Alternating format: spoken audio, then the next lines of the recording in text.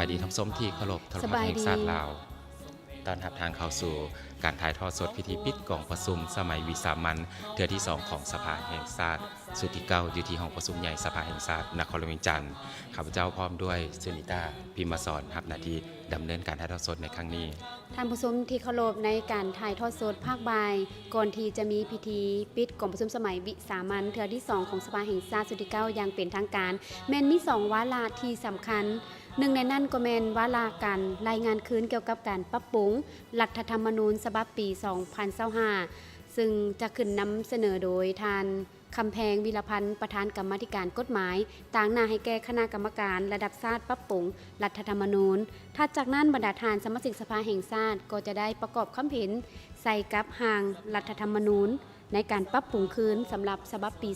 2025 ก่อนที่จะได้มีการลงคะแนนเสียงเพื่อรับรองเอาในการปรับปรุงรัฐธรรมนูญปี 2025 นี้เจ้าและถัดจากนั้นก็จะได้มีการผ่านคำเสนอของนายกรัฐมนตรีเกี่ยวกับการพิจารณารับรองเอาการปรับปรุงกงจักการจัดตั้งของกระทรวงและองค์การจำนวนหนึ่งซึ่งจะเป็นทานปริญญาเอกนางสุนทรสัญญจักรรองประธานสภาแห่งชาติและจากนั้นก็จะได้มีการประกอบความคิดเห็นของสมาชิกสภาแห่งชาติแต่ละเขตเลือกตั้งต่อกับคำคิดเห็นดังกล่าวแม่นแล้วท่านผู้ชม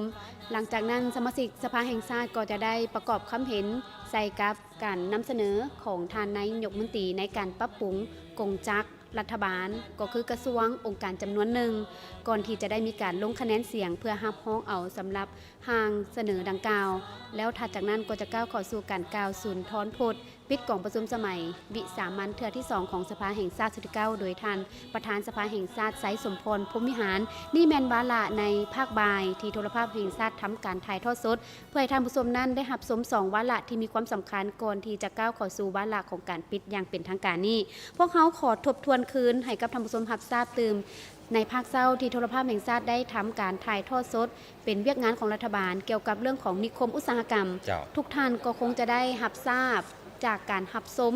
ผ่านทางโทรภาพแห่งชาติเป็นเรียบร้อยแล้วซึ่งเวียกงานดังกล่าวก็แม่นมีความสำคัญในการดึงดูดการลงทุนทางภายในและต่างประเทศสร้างให้นิคมอุตสาหกรรมที่อยู่ทางภาคเหนือของลาวซึ่งตั้งอยู่บ้านน้ำหม้อแขวงอุดมไซและอยู่ที่นาเตยเมืองและแขวงหลวงน้ำทาพวกเขาก็เห็นได้บรรดาทานสมาชิกสภาแห่งชาติประกอบความเห็นใส่ก่อนที่จะมีการลงคะแนนเสียงคำร้องเอาซึ่งการประกอบความเห็นต่างๆล้วนแล้วแต่มีแนวคิดสร้างสรรค์เพื่อเฮ็ดแนวใดให้การลงทุนของผู้ที่จะเข้ามานั้นได้รับผลประโยชน์และลาวเฮาก็บ่เสียผลประโยชน์หมายความว่าในระยะ30 ปีท่านผู้ชม30 ปีที่จะให้นโยบายพิเศษทางผู้ลงทุนที่จะเข้ามาพัฒนาจะต้องได้มีเงื่อนไขคือแนวใดๆแล้วก็ต้องได้ปฏิบัติตามเงื่อนไขคือดังพวกเขาได้รับชมการถ่ายทอดสดไปพร้อมๆกันแล้วก็ได้มีการลงคะแนนเสียงเพื่อรับรองเอาและผลก็ออกมาคือบรรดาทานสมาชิกสภาแห่งชาติได้ลงคะแนนเสียงรับรองเอาแล้วด้วยคะแนนเสียงหลายกว่าครึ่งนึงเจ้าซึ่งในภาคเซาของมื้อนี้เราก็ได้มีการลงคะแนนเสียงรับรองเอา3วาระด้วยกันนะบ่ว่าจะเป็นทางวาระเกี่ยวกับการถือว่านโยบายเนาะส่งเสริมพิเศษของนิคมอุตสาหกรรมอมตะเนาะซึ่งมีผู้เข้าร่วมเนาะในการลงคะแนนเสียงในภาคเซานี้ก็คือมี152ทานเนาะและเห็นดี147ทานบ่เห็นดี3ทานบ่ออกเสียง2ทานซึ่งก็ถือว่าถูกคำร้องเป็นที่ห้อยโดยคะแนนเสียงส่วนหลายเจ้าด้วยคะแนนเสียงหลายกว่าครึ่งนึงแล้วสำหรับการผ่านทางกฎหมายที่ได้นำเข้ามาปรับปรุง2ฉบับนั่นก็คือกฎหมายว่าด้วยการผ่านกฎหมายเนาะท่านผู้ชมกฎหมายว่าด้วยการปกครองท้องถิ่นและกฎหมายว่าด้วยพนักงานรัฐกรสำหรับกฎหมายทั้ง2ฉบับที่ได้นำเข้ามาปรับปรุง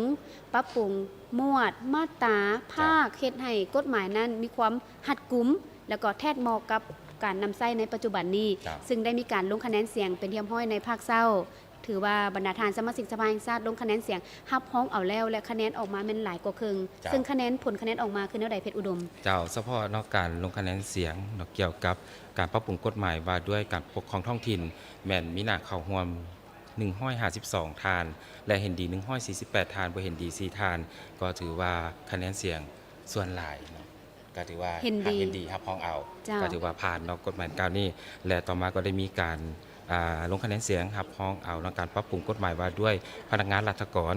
ในการลงคะแนนเสียงครั้งนี้มีสมาชิกสภาแห่งชาติทั้งหมด155ทานและเห็นดี147ทานบ่เห็นดี6ทาน นั่นก็ถือว่าคะแนนเสียงส่วนหลาย ก็ถือว่ารับรองเอา เจ้า นะแล้วก็ผ่านเนาะต่อกับการรับรองเอาเกี่ยวกับเวียกงานของพนักงานรัฐกร กฎหมายว่าด้วยพนักงานราชการ จ้ะ ถือว่าถือรับรองเป็นเทียมห้อยท่านผู้ชมที่เคารพตอนนี้ขอนำท่านผู้ชมเข้าสู่บรรยากาศทางด้านในของห้องประชุมใหญ่ที่สภาแห่งชาติ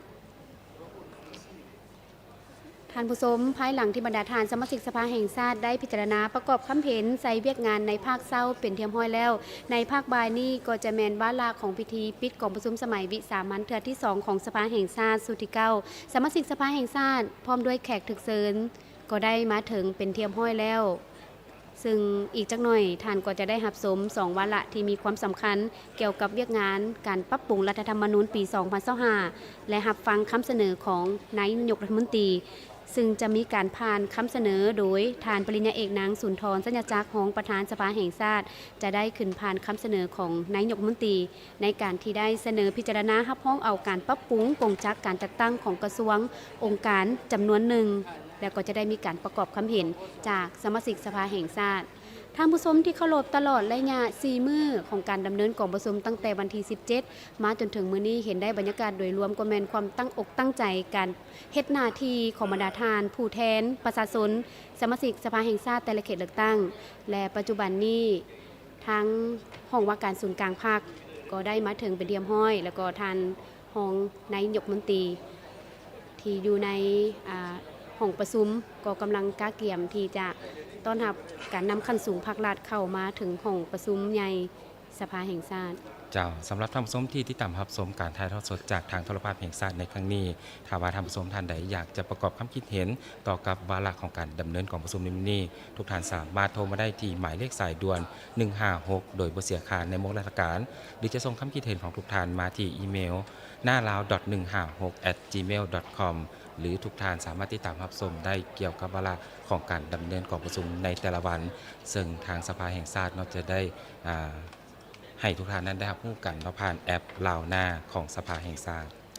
สำหรับกฎหมายที่ได้ปรับปรุง2ฉบับได้มีการค้นคว้ากัน ใน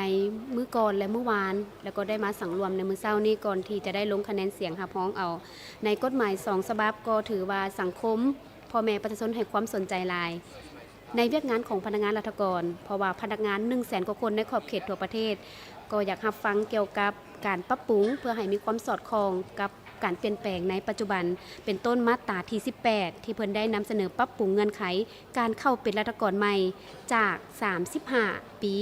มาเป็นบ่ให้เกิน 40 ปี เพื่อเปิดโอกาสให้กับผู้ที่มีความรู้ความสามารถ และประสบการณ์เข้ามาประกอบส่วนนำองค์การจัดตั้งภาครัฐรวมไปถึงมาตราที่29ท่านผู้ชมมาตราที่29เว้าถึงการปรับเวลาการพักออกลูกจาก 5 เดือนมาเป็น 3 เดือนครึ่ง เพื่อให้สอดคล้องกับหลักการสากลที่สปป.ลาวเป็นภาคี และความเสมอภาคต่อหน้ารัฐธรรมนูญและกฎหมายของเพศหญิงทั่วสังคม พร้อมทั้งเป็นการกำหนดเวลาของการลาพักลูกเป็น3ระยะให้แทดเหมาะกับสภาพสุขภาพของแม่และเด็ก และปัจจุบันนี้บรรดาทานรองนายกรัฐมนตรีก็มาถึงรวมไปถึงคณะรัฐบาลทานนางสีใสหรือเดชมูลสอนหัวหน้าห้องว่าการศูนย์กลางภาคแล้วก็บรรดาทานรองนายกรัฐมนตรีทานกิแก้วไขคำพิทูลทานพลเอกวิไลหลาคำฟ้อง แล้วก็ทานเสลิมใจกลุ่มมาสิทธิ์พร้อมด้วยแขกถึกเซินอดีตการนำภาครัฐสมาชิกสภาแห่งชาติแต่ละเขตเลือกตั้งก็ได้มาถึงเป็นเทียมห้อย เพื่อจะได้เข้าสู่วาระที่มีความสำคัญ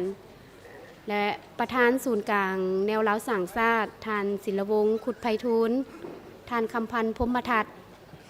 ประธานกวดกาภาครัฐก็ได้มาถึงเป็นเทียมห้อยเพื่อ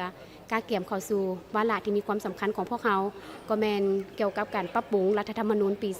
2025 และก็การที่จะได้รับฟังห่างผ่านคำเสนอทางผู้ชมผ่านคำเสนอของนายกรัฐมนตรีเกี่ยวกับการเสนอพิจารณารับรองเอา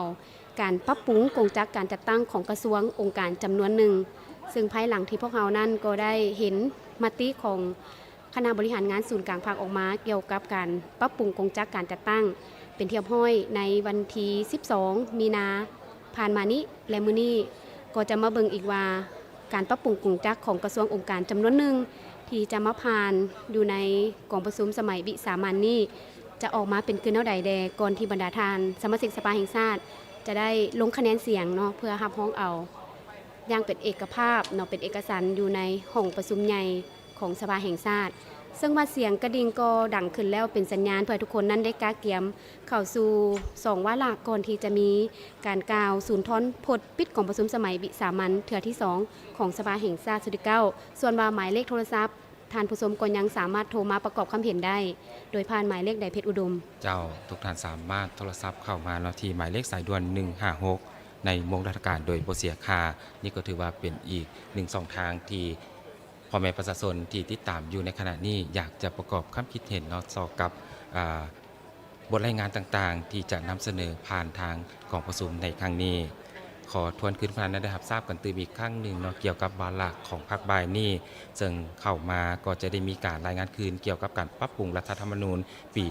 2025 ซึ่งเป็นท่านคำแพงวีรพันธ์ประธานกรรมาธิการกฎหมายต่างหน้าคณะกรรมการระดับชาติปรับปรุงรัฐธรรมนูญจะได้ขึ้นรายงานคืนและจากนั้นก็จะได้มีการประกอบความคิดเห็นของบรรดาสมาชิกสภาแห่งชาติถ้าจากนั้นก็จะเป็นการสรุปสั่งรวมและลงคะแนนเสียงรับพ้องเอาโดยแม่นทางท่านประธานกองประชุมก็คือท่านปริญญาเอกไสสมพรพรหมวิหารและจากนั้นก็จะได้มีการผ่านคำเสนอของนายกรัฐมนตรีเกี่ยวกับการรับพ้องเอาการปรับปรุงกงจักรการจัดตั้งของกระทรวงองค์การซึ่งคาดว่าจะเป็นท่านนางปริญญาเอกสุนทรสัญญจักรรองประธานสภาแห่งชาติซึ่งบรรดาสมาชิกรัฐบาลที่ท่านผู้ชมได้เห็นผ่านไปนั่นก็แมนได้มาถึงเป็นเรียมห้อยแล้วรัฐมนตรีประจำแต่ละกระทรวงแล้วก็ทั้งเวียกงานที่บรรดาท่านได้รับทราบโดยเฉพาะก็แมนทั้งศาลประชาชนสูงสุดองค์การอัยการประชาชนสูงสุดบรรดาท่านสมาชิกสภาแห่งชาติก็ได้ปฏิบัติหน้าที่ของตนเองอย่างเต็มที่กับเวียกงานที่รีบด่วนและก็มีความสำคัญให้แก่การพัฒนาประเทศของพวกเราและก็เป็นการก้าเกียมให้กับวันสร้างตั้งพรรคประชาชนปฏิบัติลาวที่จะหมุนเวียนมาบรรจบครบรอบ70 ปีในวันที่22มีนานี้ส่วนว่ามื้ออื่นเนาะก็ได้มีตามแผนแม้นจะมีวาระของการวางกระตาดอกไม้ที่หน้ารูปปั้นรอประธานไกรสอนพรหมวิหารผู้นำที่แสนเคารพรักของปวงชนลาวทั้งชาติและพร้อมเดียวกันนั้นก็จะมีพิธีประดับเหรียญแล้วก็วันเสาร์วันที่22มีนาก็จะมีพิธีโฮมซุมนุมใหญ่มีตติ้งทั่วประเทศโดยผ่านการถ่ายทอดสดแล้วก็รับชมไปพร้อมๆกันในทั่วประเทศพวกเขาจะได้รับฟังบทสูนทรพจน์ของ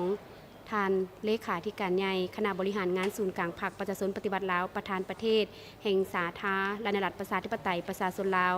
ที่จะเป็นผู้กล่าวศูนย์ทรพจน์ในมือเฉลิมฉลองวันสร้างตั้งพรรคท่านผู้ชมที่เคารพท่านรองประธานประเทศบุญทองจิตมณีก็ได้มาถึงเส้นเดียวกันเพื่อจะก้าเกียมเข้าสู่พิธีปิดกองประชุมของพวกเขาอย่างเป็นทางการและทุกคนก็กำลังก้าเกียมที่ลุกขึ้นจากบนนั่งเพื่อต้อนรับประธานสภาแห่งชาติพร้อมด้วยคณะที่เข้าสู่เวทีประจำบอนเพื่อจะได้เข้าสู่วาระดังกล่าวแล้วก็ได้ต้อนรับท่านทองลุ้นศรีสุริตเลขาธิการใหญ่คณะบริหารงานศูนย์กลางภาคประธานประเทศแห่ง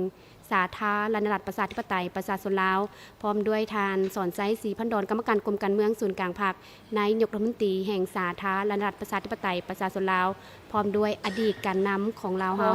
ตอนนี้พิธีก็แมนเริ่มขึ้นแล้วฉะนั้นเนื้อในรายละเอียดขอเชิญบรรดาทานติดตามรับชมต่อไปขอเชิญบรรดาทานสมาชิกสภาแห่งชาติกะเกียมเสนอตัว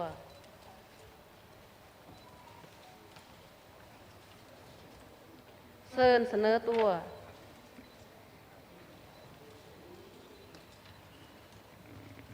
รวมจำนวน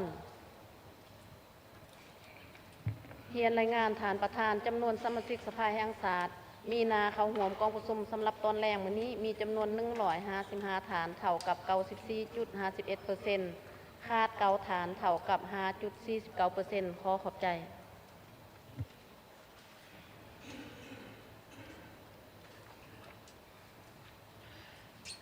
เฮียนบรรทานผู้นำพรรคไกรลัด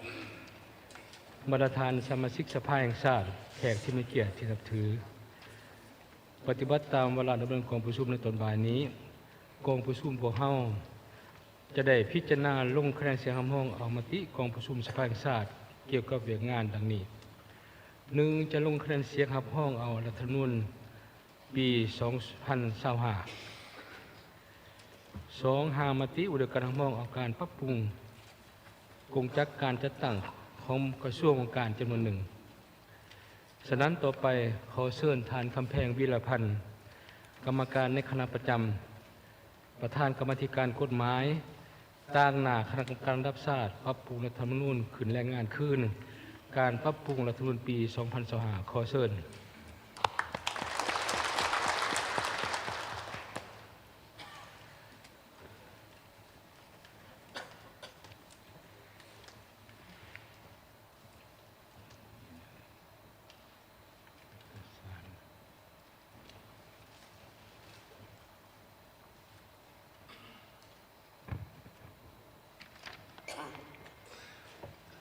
ขอเฮียนฐานทองรุ่นศรีสุริตเลขาธิการใหญ่คณะบริหารงานศูนย์กลางพรรคประธานประเทศแห่งสปป.ลาวที่เคารพและนับถืออย่างสูงท่านปริญญาเอกไสสมพรพรหมวิหารกรรมการกรมการเมืองศูนย์กลางพรรคประธานสภาแห่งชาติประธานคณะกรรมการระดับชาติปรับปรุงรัฐธรรมนูญประธานกองประชุมสภาแห่งชาติพร้อมด้วยคณะประธานที่เคารพและนับถืออย่างสูงท่านสอนไส้ศรีพันดรกรรมการกรมการเมืองศูนย์กลางพรรคนายกรัฐมนตรีที่เคารพและนับถืออย่างสูงบรรดาทานการนำพรรครัฐอดีตการนำพรรครัฐแนวเล่าสร้างศาสตร์สาพันธ์นักรบเก่าและองค์การจัดตั้งมหาชนขันศูนย์กลางที่นับถือและฮักแพงทั้งหลายบรรดาทานสมาชิกสภาแห่งชาติสมาชิกรัฐบาลคณะกรรมการระดับชาติปรับปรุงรัฐธรรมนูญแขกมิเกียรติที่นับถือและฮักแพงข้าพเจ้ามีความรู้สึกภาคภูมิใจและถือเป็นเกียรติอย่างยิ่งที่ได้ตั้งนายคณะกรรมการระดับชาติปรับปรุงรัฐธรรมนูญขึ้นมารายงานผลการปรับปรุงรัฐธรรมนูญตามการประกอบความเห็นของบรรดาฐานสมาชิกสภาแห่งชาติในครั้งวันที่ 17 มีนา 2025 ก่อนอื่นหมดข้าพเจ้าในนามต่างนาคณะกรรมการระดับชาติขอแสดงความฮู้บุญคุณและขอบอกขอบใจเป็นอย่างสูงมายังบรรดาทานสมาชิกสภาแห่งชาติที่ได้ตั้งนาค้นคว้าประกอบคำคิดคำเห็นอย่างโกงไปโกงมาด้วยความรับผิดชอบการเมืองสูงต่อเนื้อในของทางรัฐธรรมนูญที่คณะกรรมการระดับชาติได้นำมาเสนอต่อกองประชุมในครั้งนี้อันใดเป็นข้อมูลที่ดีมีประโยชน์ในแก่การปรับปรุงรัฐธรรมนูญฉบับนี้ให้เป็นฉบับสมบูรณ์ในโอกาสนี้ข้าพเจ้าขอเฮียนรายงานต่อคณะประธานและบรรดาทานสมาชิกแปลงศาสตร์แขกที่มีเกียรติ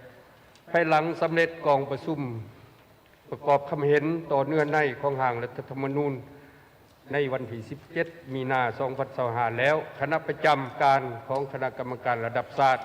ก็ได้ชี้นำอนุกรรมการเนื้อในและกองเลขาได้ดำเนินการค้นคว้าวิเคราะห์วิจัยปรับปรุงเนื้อในร่างรัฐธรรมนูญตามการประกอบคำเห็นของบรรดาฐานสมาชิกสภาแห่งชาติมาในตอนค่ำของวันที่ 18 มีนา 2025 คณะกรรมการระดับชาติปรับปรุงรัฐธรรมนูญได้ดำเนินกองประชุมผ่านผลการปรับปรุงเนื้อในร่างรัฐธรรมนูญโดยแมนทานศาสตราจารย์ปริญญาเอกกิแก้วไขคำพิทูลกรรมการกรมการเมืองศูนย์กลางพรรคห้องนายกรัฐมนตรีห้องประธานคณะกรรมการระดับชาติทั้งเป็นหัวหน้าอนุกรรมการเนื้อในของคณะกรรมการระดับชาติปรับปรุงรัฐธรรมนูญเป็นประธานกองประชุมบรรดาผ่านการค้นคว้าวิเคราะห์วิจัยคำเห็นของบรรดาทานสมาชิกสภาแห่งชาติกองประชุมได้เป็นเอกภาพเทียบเทียงเนื้อในของร่างรัฐธรรมนูญตามคำเห็นของกองประชุมเป็นฉบับสุดท้ายซึ่งมีรายละเอียดดังนี้บรรดาทานสมาชิกสภาแห่งชาติจำนวน 38 ฐานยิ่ง 7 ฐานได้ประกอบคำเห็นต่อเนื้อในร่างรัฐธรรมนูญซึ่งกวมเอาหลายกว่า 40 มาตรา 118 เนื้อในนี้ส่วนหลายแมนเป็นเอกภาพสูงต่อเนื้อในของร่างรัฐธรรมนูญที่ได้เสนอต่อกองประชุมก็มีคำเห็นเสนอให้ปรับปรุงโครงสร้างตัดเนื้อในและคำศัพท์ออก เสนอเพิ่มเข้าไม่บางเนื้อในจำนวนกองประชุมครบคณะของคณะปรับปรุงรัฐธรรมนูญระดับศาสตร์ได้เทียบเทียงเอาตามการเสนอของบรรดาฐานสมาชิกสภาแห่งชาติจำนวน21มาตราและคำเห็นและคำนำส่วนเหลือนั้นได้รักษาเนื้อในไว้คือเก่ารายละเอียดมีดังนี้ 1. โครงสร้างของรัฐธรรมนูญมีบรรดาฐานสมาชิกสภาแห่งชาติจำนวนหนึ่งเสนอให้กำหนดเพิ่มมาตราใหม่รวมมาตราเกี่ยวกับการกำหนดอำนาจรัฐและมีจำนวนหนึ่งก็เสนอให้ปรับปรุงโครงสร้างของรัฐธรรมนูญคือความเห็นเสนอให้เพิ่มมาตราเพื่อกำหนดเกี่ยวกับอำนาจรัฐของสปป.ลาวมีจักอำนาจองค์การนิติบัญญัติองค์การบริหารและตุลาการปัญหานี้คณะกรรมการระดับศาสตร์ได้ค้นคว้าวิเคราะห์วิจัยแล้วเป็นเอกภาพกันว่ารักษาไว้คือเก่าเนื่องจากว่าได้กำหนดสังร่วมอยู่เนื้อในมาตรา2ซึ่งอำนาจทั้งหมดเป็นของประชาชนโดยประชาชนและเพื่อผลประโยชน์ของประชาชนอีกประการหนึ่งการกำหนดละเอียดเกี่ยวกับแต่ละองค์การอำนาจของรัฐได้กำหนดไว้จะแจ้งอยู่ในหมวดที่5สภาแห่งชาติหมวดที่6ที่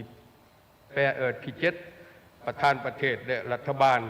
หมวดที่10ศาลประชาชนและองค์การอัยการประชาชนพร้อมกันนี้ก็ได้กำหนดแจ้งเกี่ยวกับอำนาจรัฐอยู่ขั้นท้องถิ่นองค์การอำนาจรัฐขั้นท้องถิ่นคือสภาประชาชนองค์การปกครองท้องถิ่นอิงตามบทเรียนเกี่ยวกับการสร้างรัฐธรรมนูญของประเทศเพื่อนมิตรยุทธศาสตร์เขาเจ้าก็บ่ได้มีมาตรากำหนดร่วมเกี่ยวกับอำนาจรัฐเช่นเดียวกันกับพวกเฮานี้มีคำเห็นเสนอให้โฮมบรรดามาตราของหมวดสิทธิและพันธะพื้นฐานของพลเมืองเข้ากันเพื่อให้กระทัดรัดกว่าเก่าและเป็นระบบแต่คณะกรรมการก็ได้ค้นคว้าวิจัยอย่างละเอียดที่ถ้วนเสนอรักษาไว้คือเก่าเนื่องจากว่าแต่ละมาตราได้กำหนดเฉพาะแต่ละสิทธิแต่ละพันธะที่มีเนื้อในความหมายเฉพาะของแต่ละปัญหาซึ่งรัฐธรรมนูญปี91 2003 2015ก็คือบทเรียนของต่างประเทศก็ล้วนแต่ได้กำหนดเป็นแต่ละมาตราคือนี้มีคำเห็นเสนอให้กำหนดสื่อของแต่ละมาตราตื้มเพื่อให้เข้าใจง่ายแต่คณะกรรมการค้นคว้าแล้วก็เสนอรักษาคือเก่าเนื่องจากว่ารัฐธรรมนูญเป็นกฎหมายแม่ซึ่งกำหนดหลักการพื้นฐานใหญ่ๆเป็นพื้นฐานกวมเอาปัญหาสำคัญในปัญหาเดียวฉะนั้นจึงบ่จำเป็นใส่สื่อมาตราอีกประการหนึ่งการปรับปรุงรัฐธรรมนูญ2 ครั้งผ่านมาก็บ่ได้ปรับปรุงขึ้นและบทเรียนของต่างประเทศเป็นต้นเป็นประเทศเพื่อนมิตรยุทธศาสตร์เวียดนามจีนรัสเซียคูบาและประเทศอื่นๆก็บ่ได้กำหนดสื่อของมาตราเช่นเดียวกัน 2. คำนำได้มีบรรดาฐานสมาชิกสภาแห่งชาติเสนอปรับปรุงโดยเปลี่ยนบางคำศัพท์คือวรรคที่1นี่แถวที่2เสนอตัดคำว่าเป็นต้นมาออกและแถวที่3เสนอเปลี่ยนคำว่าก่อตั้งมาเป็นท่อนโฮมอันนี้ตามการค้นคว้าของคณะกรรมการพวกเขาบ่ได้ปรับปรุงเนื่องจากว่าคำศัพท์ว่าเป็นต้นมานี่ก็ยังยืนระยะเวลาของศตวรรษนั้นเริ่มแต่นั้นมาเป็นต้นมาแต่ก็เป็นการเน้นหนักส่วนว่าการก่อตั้งนั้นมันก็กับการท่อนโฮมนี่ก็นอนอยู่ในการก่อตั้งรัฐซึ่งก็สอดคล้องกับประวัติศาสตร์วรรคที่2แถวที่2นี่กำหนดว่าคำว่าฮักศาสตร์ใส่หลังคำว่ามุ่นเสื้อหรือว่าแถวที่3เสนอเปลี่ยนคำว่าเด็ดเดียวใส่หน้าคำว่าเหนียวแน่นเป็นคำว่าเด็ดเดียวเหนียวแน่นคณะกรรมการได้ค้นคว้ารักษาไว้คือเก่าเนื่องจากว่ามุ่นเสื้อพิลาอาหารมีความหมายกวมเอาความฮักศาสตร์แล้วสำหรับคำเห็นเสนอเพิ่มเด็ดเดียวใส่หน้าคำว่าเหนียวแน่นก็รักษาไว้คือเก่าเนื่องจากว่าพิลาอาหารบ่ยอมจำนวนของบรรพบุรุษอย่างต่อเนื่องเหนียวแน่นนั้นได้กวมเอาความหมายเด็ดเดียวและสอดคล้องกับประวัติศาสตร์ในแต่ละระยะมาแล้ววรรคที่3และวรรคที่4เสนอตัดคำว่าย่างอยู่ต่อหน้ามีหลักการของพรรคผ่านการค้นคว้าคณะกรรมการ เห็นดีปรับปรุงตามการเสนอโดยตัดคำว่าอย่างออกฉะนั้นต่อไปทุกเสนอต่อไปให้ทุกภาคส่วนถือเป็นหลักการในการเขียนเอกสารอย่างเป็นเอกภาพคือแนวทางเปลี่ยนแปลงใหม่หอบด่านมีหลักการของพรรคเนาะซึ่งได้ระบุในมติกองประชุมใหญ่ครั้งที่ 11 ได้กำหนดถึงแนวนั้น 3. มาตรา 7 ได้มีทานสมาชิกสภาแห่งชาติเสนอให้ปรับปรุงบางจุดคือ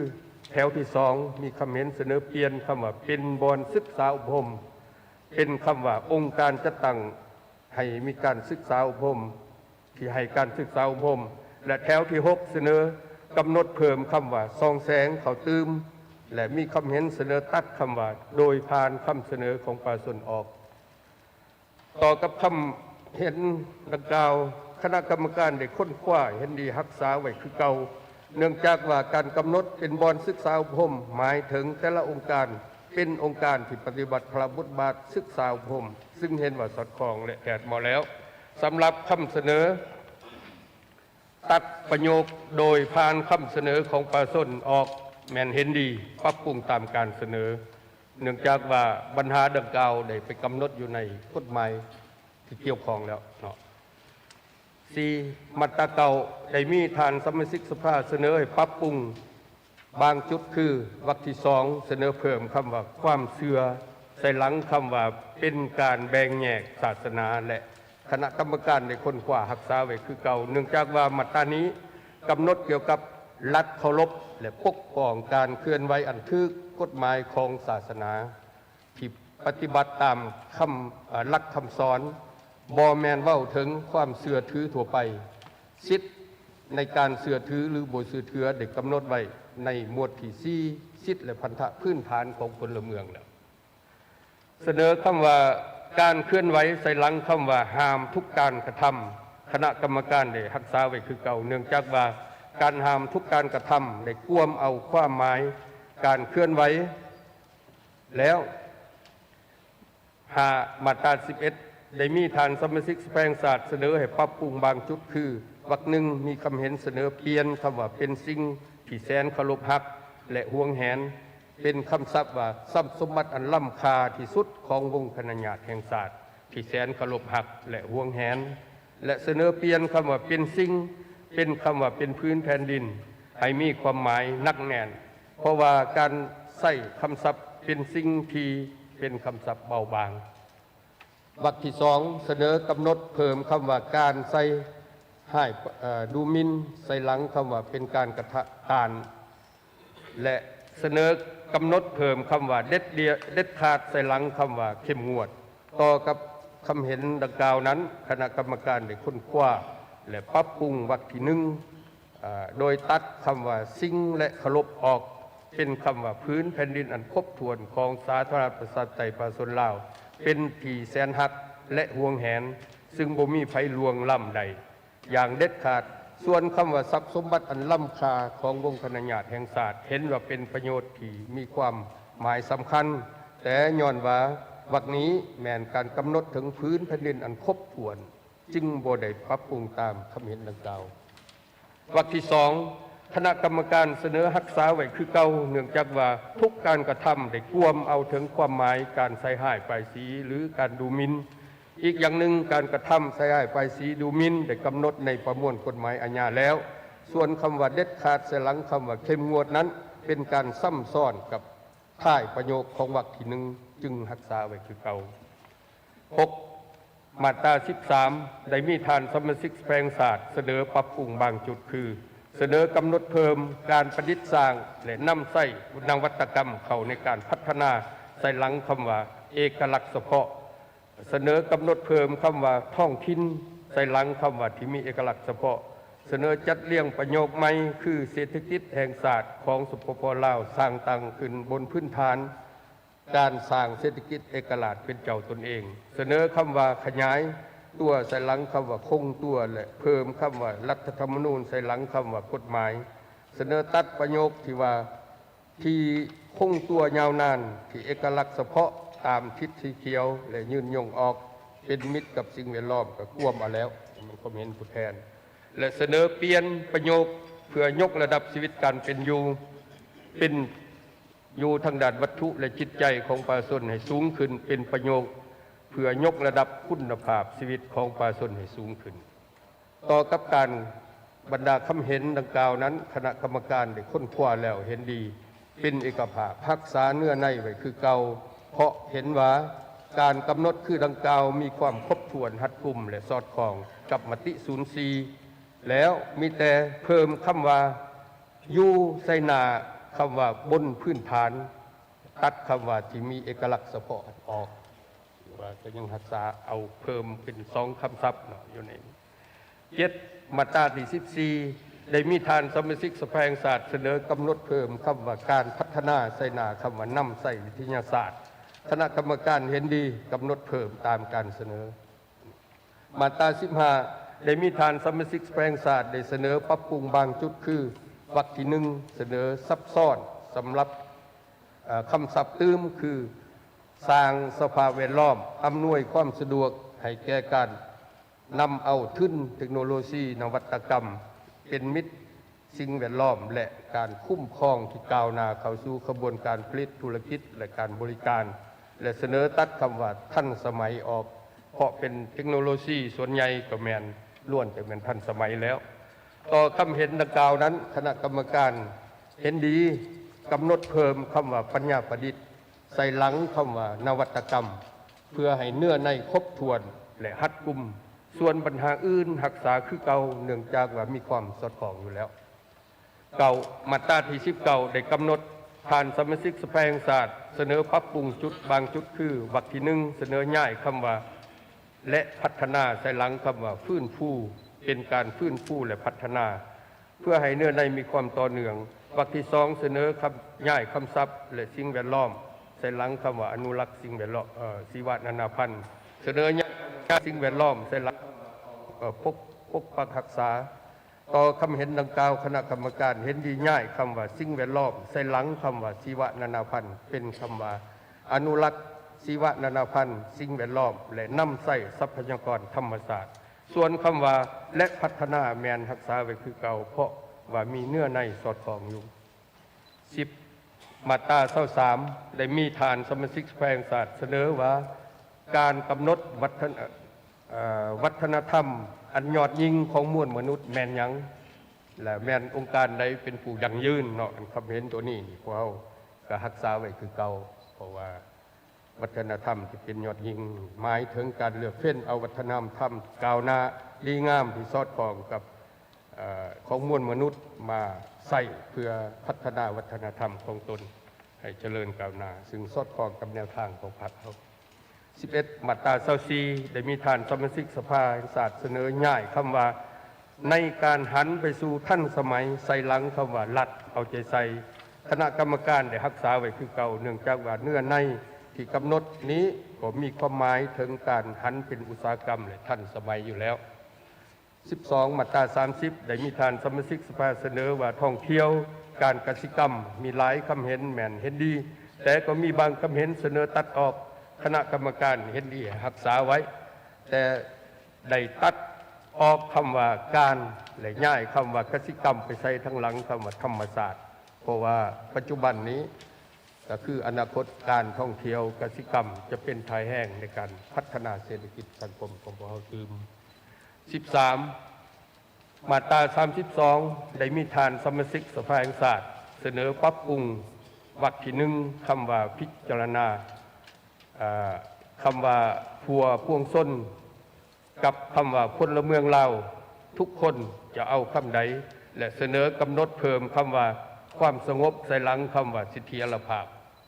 คณะกรรมการรักษาไว้คือเก่าเนื่องจากว่าเนื้อในที่กำหนดว่าสิทธิภาพและความมั่นคงของระบอบประชาธิปไตยได้มีความหมายกวมเอาทุกปัญหาเกี่ยวกับความมั่นคงของประเทศชาติอยู่แล้ว14มาตรา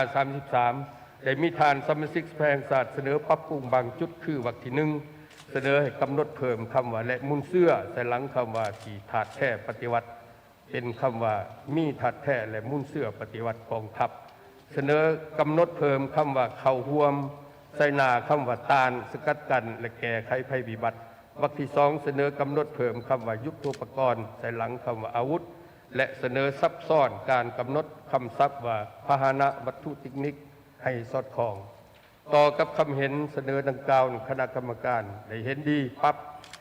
เห็นดีเป็นเอกภาพรักษาเนื้อในไว้คือเก่าและได้ซับซ้อนวรรคที่2คือรัฐเอาใจใส่พัฒนาพื้นฐานการป้องกันศาสตร์ป้องกันความสงบประกอบอาวุธยุทโธปกรณ์พาหนะเทคนิคเทคโนโลยีวัตถุปกรณ์เขาตื่มจัดเรียงใส่15มาตรา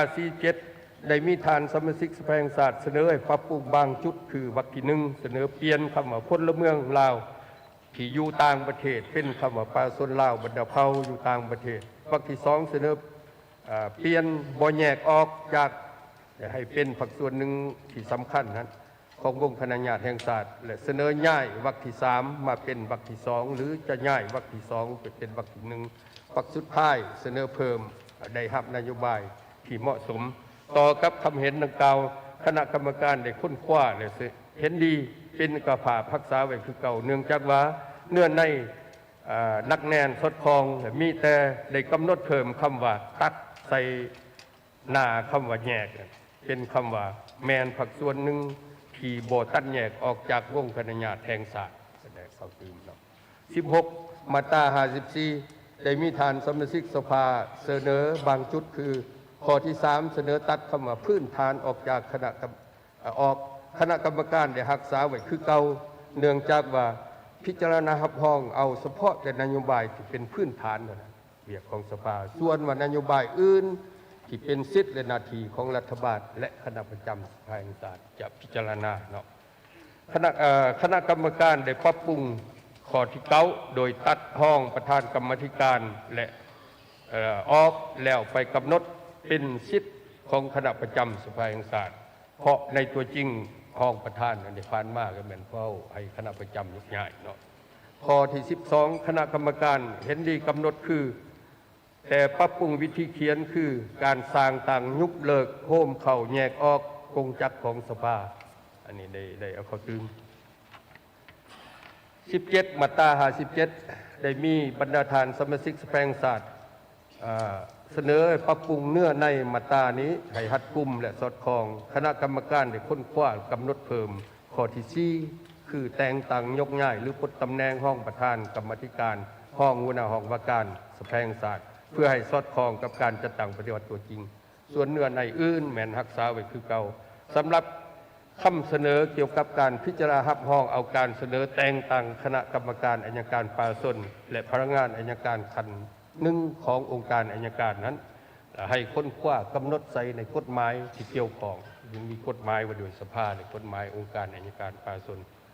18มาตรา71ได้มีทานสมาชิกสภาแห่งชาติเสนอให้เพิ่มคำว่านโยบายใส่หลังคำว่าแนวทางคณะกรรมการเห็นดีตามการเสนอและได้ตัดคำว่าของพรรคออกเพราะว่าแนวทางนโยบายก็แมนของพรรคอยู่แล้ว19มาตรา78ได้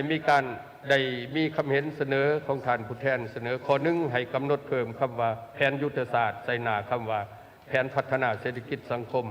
คณะกรรมการเห็นดีรักษาคือเก่าสำหรับคำเสนอจัดเลี้ยงแขวงขึ้นกรนครหลวงคณะกรรมการเห็นดีรักษาไว้คือเก่าเนื่องจากว่าเป็นการเลี้ยงลำดับหัวหน่วยการปกครองบ่แม่นการกำหนดขั้นของการปกครองนอกจากคำเห็นของท่านสมาชิกสภาแห่งชาติครั้งถึงแล้วคณะกรรมการได้กำหนดเพิ่มเนื้อในข้อที่6คือการสร้างต่างยุบเลิกโฮมเข่าแยกออกกงจักรของสภาประชาชนขันแขวงเพื่อให้สอดคล้องกับมาตรา54ซึ่งเป็นสิทธิและหน้าที่ของสภาแห่งชาตินั้นเนาะมาตรา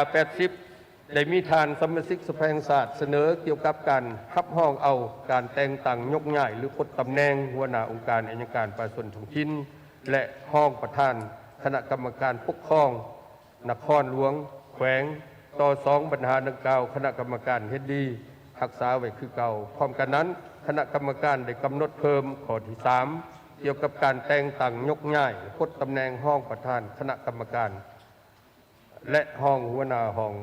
การของสภาประชาชนแขวงเพื่อให้สอดคล้องกับมาตรา57สิทธิหน้าที่ของคณะประจำ21 มาตรา 86 ได้มีฐานสมาชิกสภาแห่งชาติเสนอเกี่ยวกับปัญหากำหนดบ้านคณะกรรมการได้ค้นคว้าเลยเห็นดีเป็นเอกภาพต่อการกำหนดเพียงแต่ว่าสำหรับบ้านแมนการจัดตั้งชุมชนและตัดประโยคที่ว่าโดยมีการเลือกตั้งตามกฎหมายออกอันนี้มันอยู่ตามมติ0405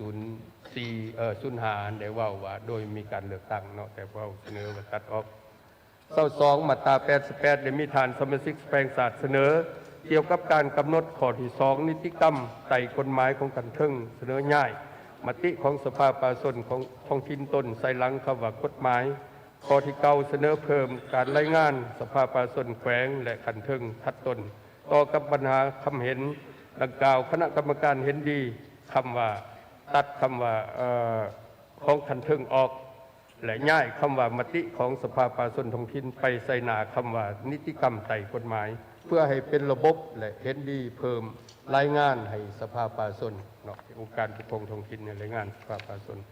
23มาตรา91ได้มีฐานสมาชิกสภาแห่งชาติเสนอกำหนดเพิ่มคำว่าพิจารณาติดตามใส่หลังคำว่าศาลประชาชนทุกสุดและเสนอตัดประโยคคุ้มครองคำตัดสินของศาลที่ใส่ได้อย่างเด็ดขาดออกต่อกับคำเห็นดังกล่าวคณะกรรมการเห็นดีเป็นเอกภาพไปรักษาไว้คือเก่า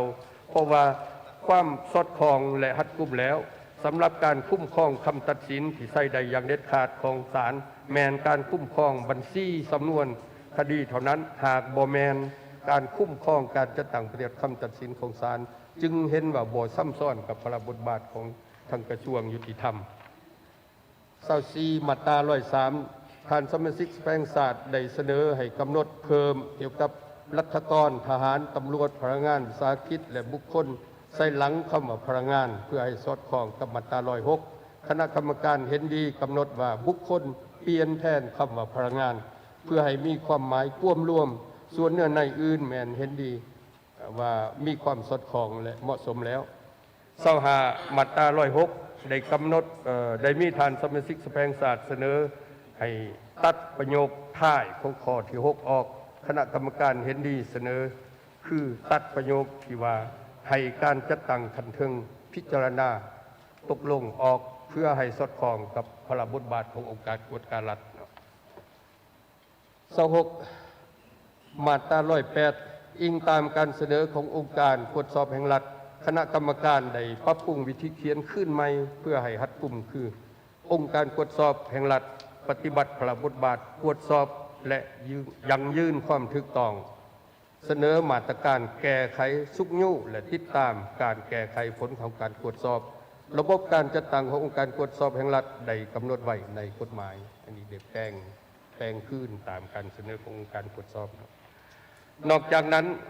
นอกจากเนื้อในและมาตราที่ได้กล่าวมาข้างเทิงนั้นยังมีมาตรา12 17 22 31 34 36 37 41 51 59 61 68 79 92 93 110 113 114 118ที่ทานสมาชิกสภาแห่งชาติได้เสนอให้ปรับปรุงเนื้อในและวิธีเขียนคณะกรรมการได้ค้นคว้าวิเคราะห์วิจัยและปรับปรุงบางคำศัพท์เพื่อให้เนื้อในหัดลืมอธิบายชี้แจงละเอียดเป็นแต่ละมาตราสังรวมแล้วการปรับปรุงรัฐธรรมนูญตามความเห็นของสมาชิกสภาแห่งชาติมีการปรับปรุงอยู่62มาตรารักษาเนื้อในเก่าไว้55มาตราและเพิ่มเข้าไม้5มาตราแต่เนื้อในปรับปรุงส่วนหลายแม่นปรับปรุงบางคำศัพท์การจัดเรียงประโยคคำเว้าและวิธีเขียนเพื่อให้สอดคล้องกันและนักแน่นขึ้นตืมเท่านั้นมาหอดนี้ครับเจ้าได้สำเร็จการรายงานผลการปรับปรุงรัฐธรรมนูญฉบับปรับปรุงปี 2025 ตามความเห็นของสมาชิกสภาแห่งชาติในครั้งวันที่ 17 มีนา 2025 ต่อกองประชุมสมัยวิสามัญเกิดที่ 2 ของสภาแห่งชาติชุดที่ 9 ในนามต่างหน้าคณะกรรมการระดับศาสตร์ปรับปรุงรัฐธรรมนูญหวังอย่างยิ่งว่าบรรดาทานสมาชิกสภาแห่งชาติในฐานะที่เป็นตัวแทนแห่งสิทธิและผลประโยชน์ของประชาชนจะลงคะแนนเสียงรับรองเอารัฐธรรมนูญฉบับปรับปรุงปี 2025 ด้วยคะแนนเสียงเป็นเอกฉันท์ท้ายนี้ในโอกาสวันสั่งต่างพรรคประชาชนปฏิวัติลาวครบรอบ 70 ปีที่จะมาถึงนี้ อีกเทื่อหนึ่งต่างหน้าคณะกรรมการระดับศาสตร์ปรับปรุงรัฐธรรมนูญขออวยพรไส้ให้คณะประธานกองประชุมท่านเลขาธิการใหญ่ประธานประเทศบรรดาฐานการนำขั้นสูงของพรรครัฐอดีตการนำขั้นสูงพรรครัฐบรรดาฐานสมาชิกแปลงศาสตร์คณะรัฐบาลคณะกรรมการระดับศาสตร์ปรับปรุงรัฐธรรมนูญแขกที่มีเกียรติให้มีสุขภาพแข็งแรงขอให้กองประชุมครั้งนี้จงประสบผลสำเร็จตามระดับขัดหมายที่วางไว้ขอขอบใจ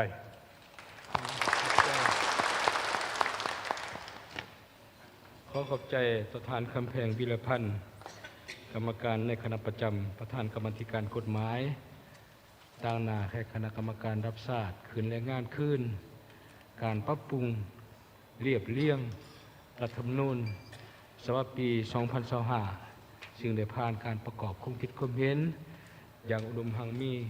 หลากหลายของมาตรฐานสมาชิกสภาแห่งชาติในตลอด1 วันที่ผ่านมาบรรดาทานที่รับถือเพื่อให้เนื้อในรัฐธรรมนูญปี 2025 นี้สมบูรณ์ขึ้นจืมอีกข้าพเจ้าเสนอว่ามีท่านใดบ่จะประกอบความตืมหรือว่าประธานที่ดีทั้งหมดตามการชี้แจง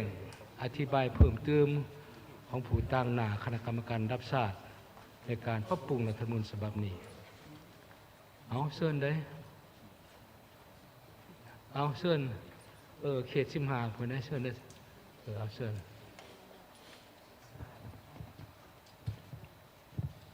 ขอขอบใจท่านประธานคนอื่นขอเฮียนท่านประธานสภาแห่งชาติประธานกองประชุมพร้อมโดยคณะที่เคารพในนับถือเฮียนบรรณาทานกันนำพรรครัฐขันสูงที่เคารพบรรณาทานสมาชิกสภาแห่งชาติเขตที่มีเกียรติที่นับถือข้าพเจ้าสมไส้ศรีหาจักรสมาชิกสภาแห่งชาติเขต15แขวงจำปาสักขอมีคำเห็นต่อห่างเหนือในรัฐธรรมนูญฉบับปรับปรุงนี้ โดยพื้นฐานเดียวข้าพเจ้าก็แสดงความยินดีเป็นเอกภาพอย่างสูงตัวบรรดาเนื้อในต่างๆที่ได้กำหนดไว้ในห่างรัฐธรรมนูญนี้สนับสนุน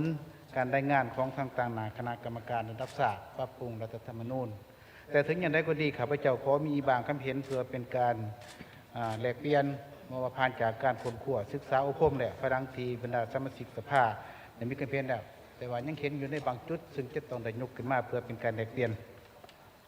อยู่ใน3 มาตราดังนี้ที่1นี่แม่นมาตรา47อยู่ในมาตรานี้แม่นได้เว้าถึงเกี่ยวกับประชาชนลาวที่อยู่ต่างประเทศโดยพื้นฐานข้าพเจ้าก็เห็นดีแต่อยู่ในนี้ข้าพเจ้าอยากเสนอเพิ่มเติมอยู่ในวรรคที่3อยู่ในวรรคที่3นี้ข้าพเจ้าขออ่านขึ้นในนี้ท่านประธานรัฐสุขหนูส่งเสริมในสร้างเงื่อนไขให้คนลาวที่อยู่อาศัยอยู่ต่างประเทศปกปักรักษาและเสริมขยายวัฒนธรรมอันดีงามของชาวลาวให้รักษาและข้าพเจ้าเพิ่มใส่เติมอีกว่าร่วมสามัคคี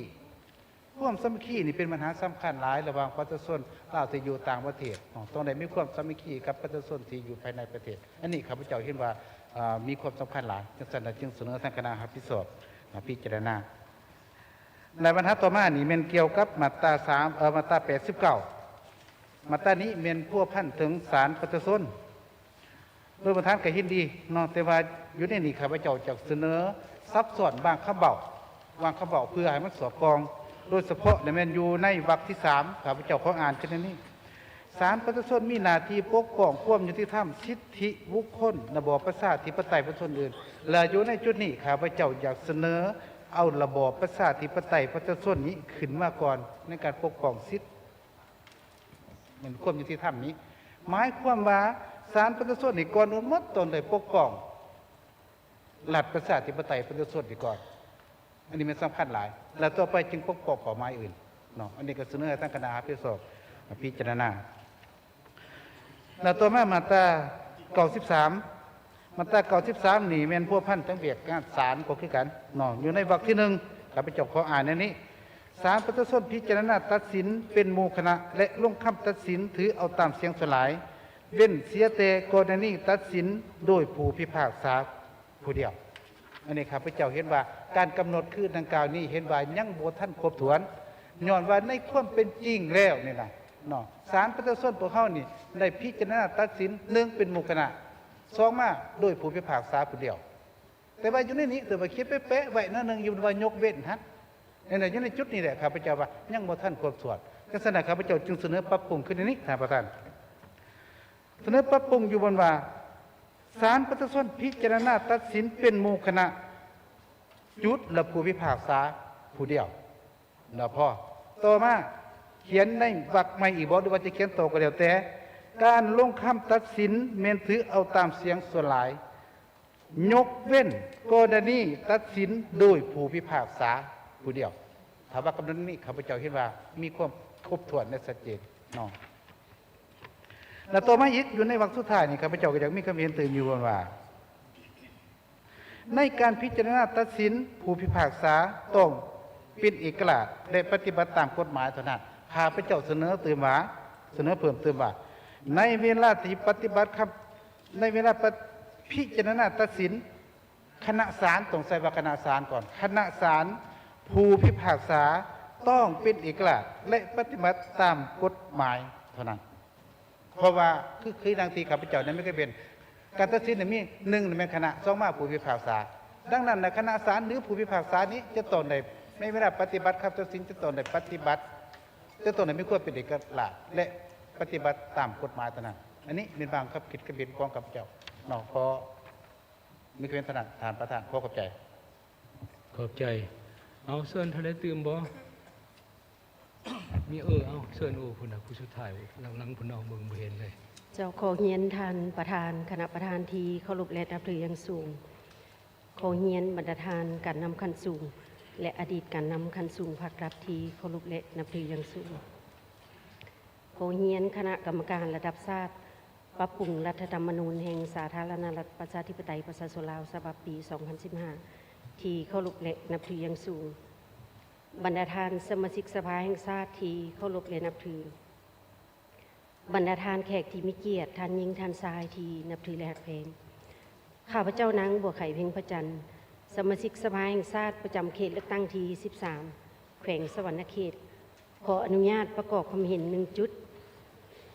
ในหน้าที่ 1คำนำวรรคที่ 1แถวที่ 3คือดังนี้คำว่าก่อตั้งหมายถึงหาก็เริ่มก่อตั้งหรือว่าหาก็สร้างฉะนั้นข้าพเจ้าขออนุญาตประกอบคำเห็นว่าขอให้เปลี่ยนคำว่าก่อตั้งให้เป็นโทนโฮมเพราะว่าในประวัติศาสตร์ลาวทุกฉบับก็ว่าเจ้าฟ้างุมมหาราชโทนโฮมอาณาจักรลาวล้านสร้างให้เป็นเอกภาพอันหนึ่งอันเดียวกันในตำนานอุลังคธาตุที่จารึกไว้ในหนังสือใบลานก็ได้กล่าวถึงความเป็นมาของอาณาจักรลาวแห่งนี้ว่ามีผู้ก่อตั้งมีผู้สร้างเมืองมาแต่ดุนนานแล้วอยู่ในดินแดนแห่งนี้เมื่อ 2,000 ปีก่อนท้าวบุริจันทร์อวยรวยได้ถูกแต่งตั้งให้เป็นเจ้าเมืองเวียงจันทร์คนทำอิฐอยู่ในดินแดนเมืองเวียงจันทร์แห่งนี้เพราะฉะนั้นหากใช้คำว่าก่อตั้งคือจังว่าหากก็เริ่มเพราะฉะนั้นดินแดนอาณาจักรแห่งนี้มีมาแต่ดุนนานแล้วเพื่อให้ถึกและก็สอดคล้องตามประวัติศาสตร์ลาวข้าพเจ้าขอให้เสนอให้เปลี่ยนคำว่าก่อตั้งเป็นการโท่นโฮมอาณาจักรลาวล้านสร้างโดยพระเจ้าฟ้างุมมหาราชเจ้าขอแสดงความขอบใจท่านประธานถือว่า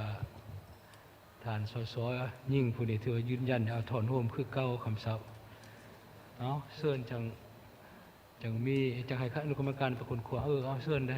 เขต 13แขวงสวรรณเขตเชิญท่านสั่นให้เด้อใจท่านประธานก่อนอื่นขอเฮียนท่านประธานคณะประธานที่เคารพและนับถืออย่างสูงเฮียนผู้นำพรรครัฐที่เคารพและนับถืออย่างสูงบรรดาทานสมาชิกสภาแห่งชาติผู้ทรงเกียรติที่เคารพและนับถือข้าพเจ้าวรศิษฐ์ศรีวังดาวเขต 13ขออนุญาตมีคำเห็นเสนอท่านประธานต่อคณะกรรมการรับผิดชอบเนื้อในนี้ขอเสนอให้ปรับปรุงมาตรา 80 ข้อที่ 2เพราะว่าจะไปคัดกับเนื้อในของข้อที่ 8 ในมาตรา 78 ข้าพเจ้าขอเสนอให้ปรับปรุงในเติมเพราะว่ามันขัดกัน เจ้าขอขอบใจทำท่าน ขอบใจ เอาคือสิได้เนาะบรรทานเนาะเอาทานสุวรรณีผู้สุดท้ายซะก่อนเนาะเพราะว่าพ่อกันมาลวงลายได้ตั้ง2 มื้อเต็มๆเอาเชิญยังบ่ทัน ขอเฮียนท่านประธาน แก่อกแก่ใจ ประธาน เชิญเอา ที่เคารพนับถือ บรรดาท่านก็นำผักหลัดที่ เคารพนับถือ ข้าพเจ้าสุวรรณีไสสนาเขต11บริคำไซขอมีคำเห็นย่อๆโดยพื้นฐานแล้วข้าพเจ้าเห็นดีกับร่างรัฐธรรมนูญฉบับปรับปรุงนี้เพราะว่าได้ผ่านการค้นคว้าและประกอบความเห็นอย่างกว้างขวางตามขั้นตอนมาใช้เวลาหลายพอสมควรแหละแต่ว่าข้าพเจ้ายังสังเกตเห็นว่าอยู่ในมาตรา122 มาตราสุดท้ายของร่างรัฐธรรมนูญฉบับนี้ได้เขียนว่าในบทบัญญัติสุดท้ายได้เขียนว่ารัฐธรรมนูญฉบับนี้มีผลศักดิ์สิทธิ์นับแต่วันที่22 มีนา 2025 ภายหลังประธานประเทศออกรัฐดำรัสประกาศใช้เป็นต้นไปข้าพเจ้าเห็นว่า บ่เห็นความจำเป็นใดๆที่จะระบุ ถึงว่ามีผลศักดิ์สิทธิ์นับแต่วันที่22 มีนาเป็นต้นไปนี้ เพราะว่ามันจะเป็นคำเหลือ เหตุผลมีว่ารัฐธรรมนูญมีผลศักดิ์สิทธิ์นี้หมายว่านับแต่ภายหลังประธานประเทศได้ออกรัฐดำรัสประกาศใช้เป็นต้นไป อันนี้ฉบับปรับปรุงปี 2015 ก็เขียนแบบนั้นฉบับปรับปรุงปีก่อนหน้านั้นก็เขียนแบบนั้นคือกัน โดยบ่ได้ระบุว่ามีผลศักดิ์สิทธิ์นับแต่วันที่เท่าไหร่ไปอันนั้นหมายว่ามีผลศักดิ์สิทธิ์นับแต่ท่านประธานประเทศออกรัฐดำรัสประกาศใช้เป็นต้นไปเมื่อใดก็เป็นเมื่อนั้นเอาสันสาอันที่สองเหตุผลข้าพเจ้าเห็นว่าวันสำคัญที่เกี่ยวข้องกับวันรัฐธรรมนูญนี่แม่นวันที่15 สิงหาคม 1991ซึ่งได้กำหนดแล้วว่า เป็นวันรัฐธรรมนูญแห่งชาติฉะนั้นบ่น่าจะมีวันอื่นๆนี่ที่มาโยงใยเกี่ยวพันกันกับวันนั้นน่ะที่เข้าถึงรัฐธรรมนูญนี้ข้าพเจ้าขอยึดมั่นว่าวันที่15 สิงหาเท่านั้นเป็นวันรัฐธรรมนูญและกฎหมายก็ได้กำหนดก่อนนั้นแล้วอันสุดท้ายนี้วันที่22 มีนาเป็นวันที่มีความหมายสำคัญสำหรับพรรคเฮารัฐเฮาวันสั่งตั้งพรรคประชาชนปฏิวัติลาวซึ่งว่ากำลังเฉลิมฉลอง70 ปีฉะนั้นนี้ขอให้เป็นสัญลักษณ์อันหนึ่งอันเดียวซะวันสั่งตั้งพรรคเนาะแล้วก็บ่ควรบ่น่าจะเอาอันนี้มาเกี่ยวพันกันกับเอกสารกฎหมายแม่ฉบับนี้และเคยเป็นวันอันหนึ่งอันเดียวที่พนักงานทหารตำรวจประชาชนเฮาจื้อจำไว้อยู่ตลอดว่า22 มีนาเป็นวันสั่งตั้งพรรคประชาชนปฏิวัติลาวฉะนั้นเห็นว่าควรเอาออกอยู่ในเอกสารฉบับนี้ขอมีคำเห็นเท่านั้นขอขอบใจท่านประธาน ขอบใจเราขอเสนอของท่านสมาชิกสภาแห่งชาติท่านสุวรรณีไสสนะก็ขอให้อนุกรรมการเอาไปพิจารณาให้เด้อสิเขียนบ่หรือบ่เขียน อันนี้คุณควรพักแน่ซะเพราะว่าเราทางเพียรอธิบายก็มีเหตุผลนะก็ขอให้เบิ่งอันนี้รัฐธรรมนูญประกาศใช้เฮาสิเอาตัวนี้มาใส่เลยต้องประกาศมื้อนั้นก็ขอให้คนขอเบิ่งปรึกษากับภาคส่วนทางหลายภาคส่วนเติมอีกเทื่อนึงเพื่อให้มันมีความชัดเจนแน่นอนขึ้นเติมอีกอันนี้มีขอเสนอของผู้แทนของประชุมแล้ววันใดข้าพเจ้าคิดว่าก็คือสิเพียงพอหรือบ่น้อหรือว่ายังบ่ทันมีอันใดบ่ทันเจ็บอกเจ็บใจอยู่บ่คือสิอย่าเสยคือสิหมดให้น้อเพราะว่าคันว่าสิแจ้งเติมก็สิยาวไปเติมอีกข้าพเจ้าคิดว่ามียังพอรับไปหมดคำเสนอนั้นพอก็สิคุณขวเติมอีกทีนึงยังมีหลายปัญหาดอกอยู่นี่นะต่อไปข้าพเจ้าคิดว่ามาถึงจุดเวลานี้ก็ถึงว่าสุมมาภาควรแล้วที่เราจะได้ตกลงนำกันว่าจะสามารถทำห้องได้หรือบ่รัฐธรรมนูญฉบับนี้บรรดาสมาชิกสภาแห่งชาติที่เคารพนับถือต่อไปนี้เสนอบรรดาสมาชิกสภาแห่งชาติกาเกียมลงคะแนนเสียงรับห้องหางมติกองประชุมสภาแห่งชาติในการรับห้องรัฐธรรมนูญปี 2025ขอ อเชิญผู้แทนเกียมเสนอตัว เสนอตัว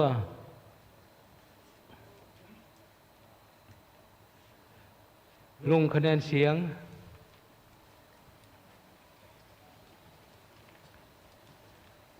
รวมคะแนนเสียง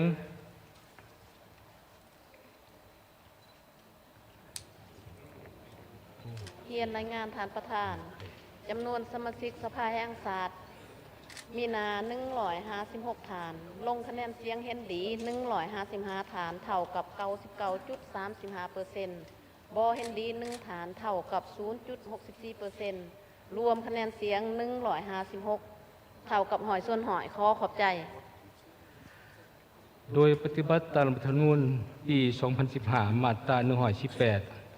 และกฎหมายโดยสภาแห่งชาติมาตรา 65 วรรค 3 ที่กำหนดไว้ว่ามติกองประชุมสภาแห่งชาติโดยเฉพาะการปรับปรุงรัฐธรรมนูญซึ่งจะต้องได้ลงรับคะแนนเสียงอย่างน้อย2/3 ของจำนวนสมาชิกสภาแห่งชาติที่เข้าร่วมกองประชุมถือว่ากองประชุมนำห้องอมติกองประชุมสภาแห่งชาติเดือรับห้องรัฐธรรมนูญปี 2025 สมาชิกสภาแห่งชาติมีหน้าทั้งหมด156 ฐานเห็นดี155 เท่ากับ 99.35% บ่เห็นดี1เท่ากับ 0.64% บอกเสียง0เท่ากับ 0% รวม156% เป็นนั้นว่ากองประชุมทำห้องเอาการปรับปรุงรัฐธรรมนูญปี 2025 นี้ด้วยคะแนนเสียงหลายกว่าครึ่งหนึ่งขอแสดงความหลายกว่าครึ่งหนึ่งเนาะหลายกว่า2/3 ข้าพเจ้าขอแสดงความชมเชยต่อกองประชุมแสดงความตบมือชมเชย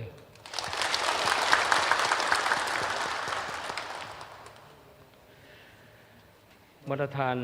การนำผักหลัดมาตรฐานสมาชิกทางศาสตร์ที่นับถือแพงปฏิบัติตามวาระดำเนินกองประชุมต่อไปข้าพเจ้าขอเชิญท่านปริญญาเอกนางสุนทรสัญญาจักร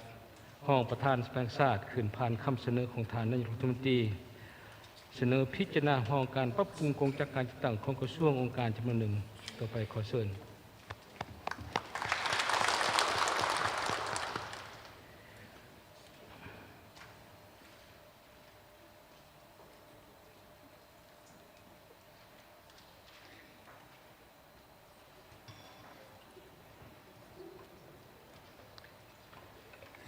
ก็เฮียนท่านทองรุนศรีสุริตเลขาธิการใหญ่คณะบริหารงานศูนย์กลางพรรคประธานประเทศแห่งสปป.ลาวที่เคารพและนับถืออย่างสูงท่านปริญญาเอกไสยสมพรพรหมวิหารกรรมการกรมการเมืองศูนย์กลางพรรคประธานสภาแห่งชาติประธานกองประชุมสมัยวิสามัญที่2ของสภาแห่งชาติชุดที่9ที่เคารพและนับถืออย่างสูงบรรดาท่านในคณะประธานกองประชุมที่นับถือบรรดาท่านการนำขั้นสูงภาครัฐอดีตการนำขั้นสูงภาครัฐที่นับถืออย่างสูงท่านนายกรัฐมนตรีบรรดาท่านรองนายกรัฐมนตรีสมาชิกรัฐบาลที่นับถืออย่างสูงบรรดาท่านสมาชิกสภาแห่งชาติ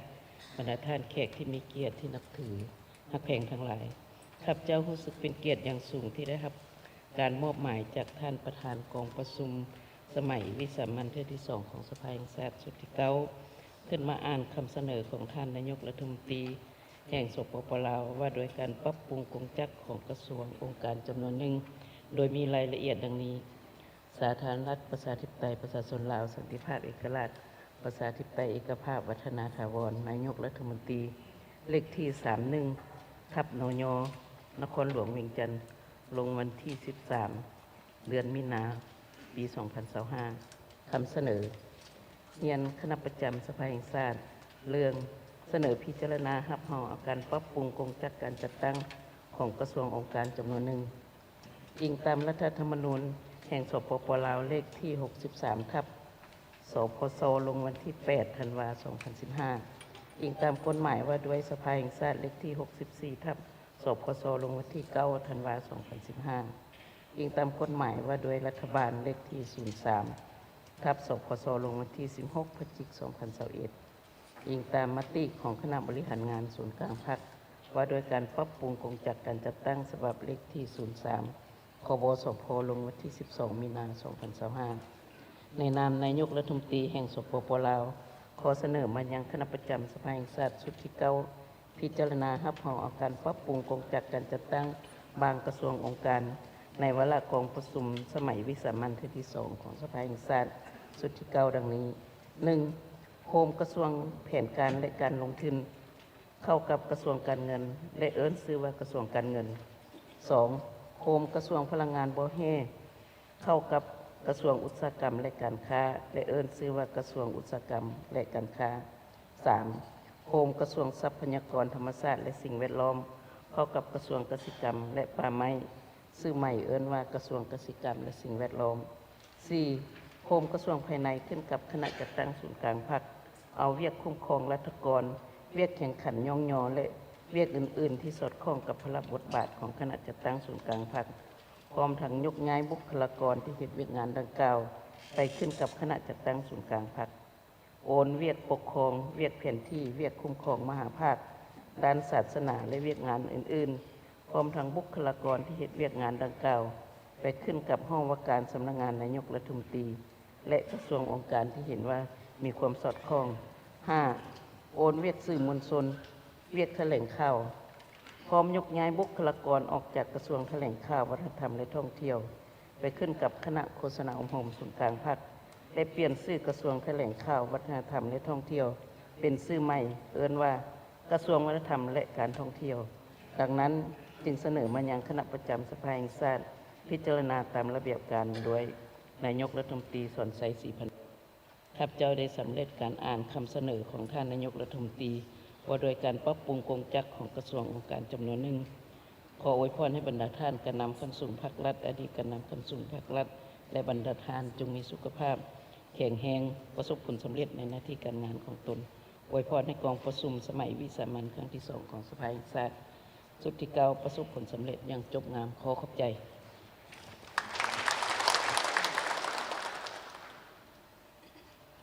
ขอขอบใจบรรดาท่านสมาชิกสภาแห่งชาติที่เคารพนับถือเพื่อการปรับปรุงกงจักรการจัดตั้งของกระทรวงการจำหนึ่งมีความสมบูรณ์ข้าพเจ้าเสนอให้บรรดาท่านสมาชิกสภาแห่งชาติประกอบความคิดความเห็นต่อขอเสนอของท่านนายกรัฐมนตรีเอาต่อไปขอเชิญไปสิมีความเห็น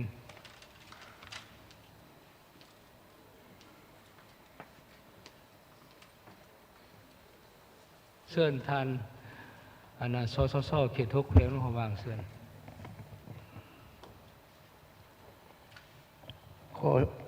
ขอเห็นท่าน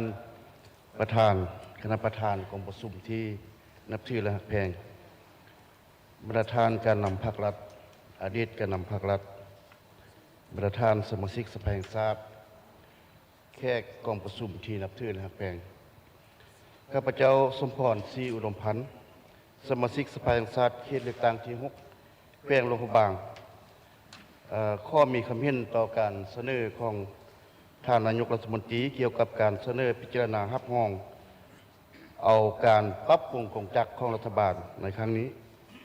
ก่อนอื่นข้าพเจ้าก็แสดงความเป็นเอกภาพอย่างสูง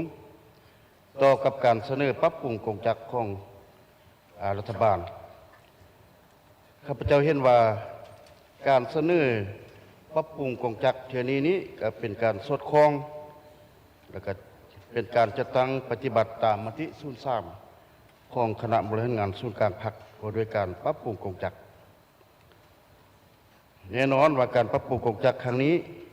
ก็เป็นเพื่อให้กงจักรของพวกเรานี้มีความกระทัดรัดคล่องตัวและเคลื่อนไหวอย่างมีประสิทธิภาพดีขึ้นในนามสมาชิกสภาแห่งชาติข้าพเจ้าเห็นดีสนับสนุนต่อการเสนอปรับปรุงกงจักรในครั้งนี้แล้วก็พร้อมแล้วที่จะลงคะแนนเสียงรับรองแต่ว่าอยากเสนอบางปัญหาคือตรงนี้ภายหลังที่สภาพวกเราได้รับรองแล้วก็เสนอให้คณะปรับปรุงกงจักรนี้จงได้ปรับปรุงกงจักรค้นคว้าปรับปรุงกงจักรที่ตามมติของศูนย์กลางบางออกพวกข้าพเจ้า อยู่โรงพยาบาลก็อยู่สภาหั้นก็มีความเตรียมพร้อมหั้นแหละเตรียมพร้อมสนับสนุนแล้วก็ให้การร่วมมือในการปรับปรุงกงจักรของสภาภายหลังที่คณะประจำสภาได้ค้นคว้าตกลงแล้วได้แล้วพวกข้าพเจ้าก็สิปรับปรุงแหละเนาะแล้วก็ จีมีความพร้อมแหละในการเข้าร่วมในการติดตามกฎการปรับปรุงกงจักรครั้งนี้ เพื่อให้การปรับปรุงกงจักรครั้งนี้นั้นมีประสิทธิผลและถูกต้องตามมติของสภานี่ขอขอบใจท่านประธาน ขอบใจเอาเชิญท่านได้ตื่มอยู่บ่ฮะโอ้เขต16เอาโอ้เขต10เอาอัตตปือซออัตตปือเอาเชิญได้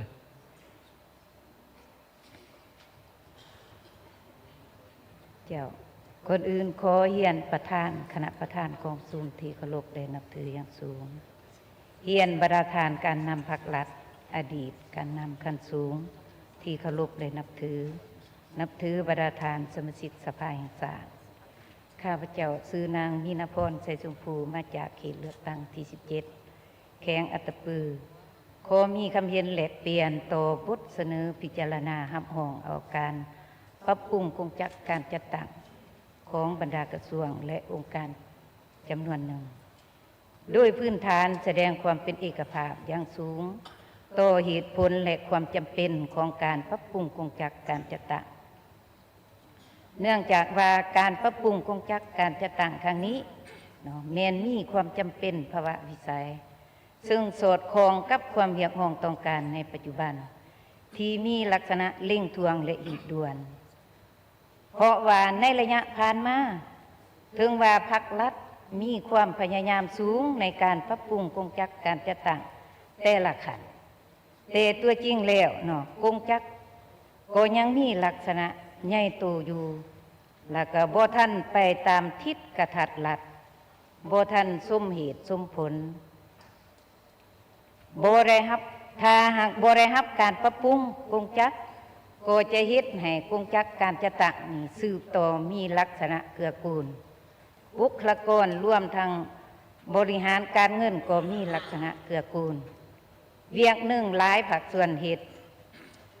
เวียกงานบ่มีประสิทธิภาพแล้วก็บ่มีประสิทธิผลเฮ็ดให้เกิดมีช่องว่างหลายในระยะผ่านมาเพราะฉะนั้นในนามส่วนตัวขอยืนยันว่าการปรับปรุงกงจักรการจัดตั้งครั้งนี้แม้นมีความจำเป็นและสำคัญแท้เพื่อสืบต่อสร้างกำลังแห้งและความสามารถการนำพาของพรรคในการปฏิบัติแนวทางเปลี่ยนแปลงใหม่ที่มีหลักการของพรรคและจะเฮ็ดให้กงจักรการจัดตั้งกระทัดรัดกว่าเก่าและก็มีประสิทธิภาพมีประสิทธิผลซึ่งสอดคล้องกับการพัฒนาเศรษฐกิจสังคมเฮ็ดให้การคุ้มครองรัฐคุ้มครองสังคมมีความเข้มงวดความรับผิดชอบของพนักงานนี่ก็สูงขึ้นกว่าเก่าข้าพเจ้าขอแสดงความเห็นดีและก็เป็นเอกภาพและสนับสนุนต่อการเสนอการปรับปรุงกงจักรการจัดตั้งครั้งนี้และในนามส่วนตัวขอเสนอให้คณะปรับปรุงกงจักรการจัดตั้งเอาใจใส่ความเป็นเอกภาพสูงทั่วพรรคทั่วรัฐในการปฏิบัติมติของพรรคของรัฐวางออกด้วยหลายกลไกหลายวิธีการมีการเสื่อมซึมฝึกอบรมรวมทั้งขอดการจัดตั้งปฏิบัติรวมศูนย์เป็นเอกภาพแต่ศูนย์กลางหอดท้องถิ่นในการปรับปรุงจัดวางบุคลากรให้แท้เหมาะสมเพื่อให้เกิดผลประโยชน์สูงสุดให้แก่ประเทศชาติฉะนั้นการมีคำคิดคำเห็นของข้าพเจ้าก็เมื่อเท่านั้นขอขอบใจตั้งประธานขอขอบใจท่านนั้นดีบ่ท่านสิเฮงบ่สีมีคอมเมนต์เอาเชิญท่านหอมสมบัติมีคอมเมนต์ตื่มเอาเชิญได้ขอขอบใจท่านประธานก่อนอื่นขอเฮียนการนำขั้นสูงพรรครัฐอดีตการนำขั้นสูงพรรครัฐที่เคารพและนับถืออย่างสูงบรรดาท่านสมาชิกสภาแห่งชาติสมาชิกรัฐบาลที่เคารพ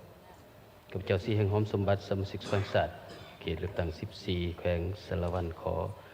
ประกอบความเห็นเป็นการยั่งยืนความถูกต้องและความจำเป็นที่ด่วนที่จะต้องได้รับห้องเอาการปรับปรุงกงจักรพื้นฐานและผ่านการรับฟังคำเสนอข้อเสนอของรัฐบาล ก็คือเหตุผลในการปรับปรุงนี้ข้าพเจ้าเขายังยืนขึ้นว่าอันนี้มันเป็น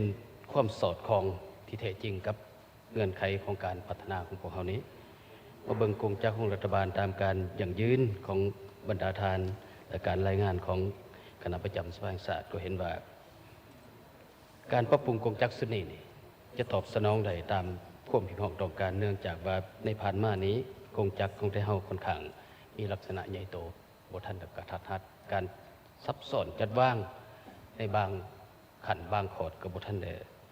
ปฏิบัติได้ตามพระราชบทบาทที่ได้กำหนดออกเพราะฉะนั้นในนามส่วนตัวข้าพเจ้าเห็นว่าการเสนอปรับปรุงสุดนี้สุดที่มีความถูกต้องและสอดคล้องข้าพเจ้าพร้อมแล้วที่จะให้การสนับสนุนและรับรองเอาการปรับปรุงกงจักรในทะเลขอขอบใจท่านประธาน ขอบใจเอามีทนายตื่มบ่ยังมีใครอีกเช่นดีให้เนาะเบิ่งส่งผู้เช่นดีเลยเอาพอก็มีความจำเป็นแท้ได้นี่เลยเอาต่อไปข้าพเจ้า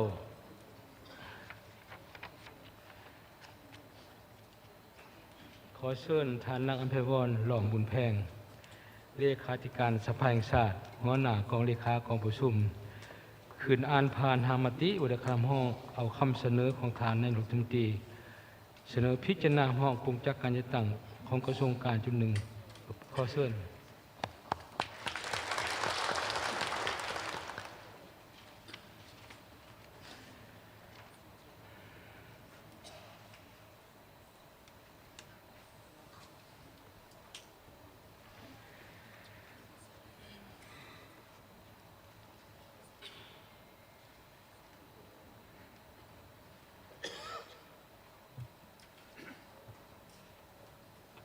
ขอเฮียนพนฐานทองรุ่นศรีสุริตเลขาธิการใหญ่ประธานประเทศแห่งสปปลาวที่เคารพและนับถืออย่างสูงเฮียนฐานปริญญาเอกใส่สมพรพรหมวิหารกรรมการกรมการเมืองศูนย์กลางพรรคประธานสภาแห่งชาติประธานกองประชุมพร้อมโดยคณะประธานกองประชุมที่เคารพและนับถืออย่างสูง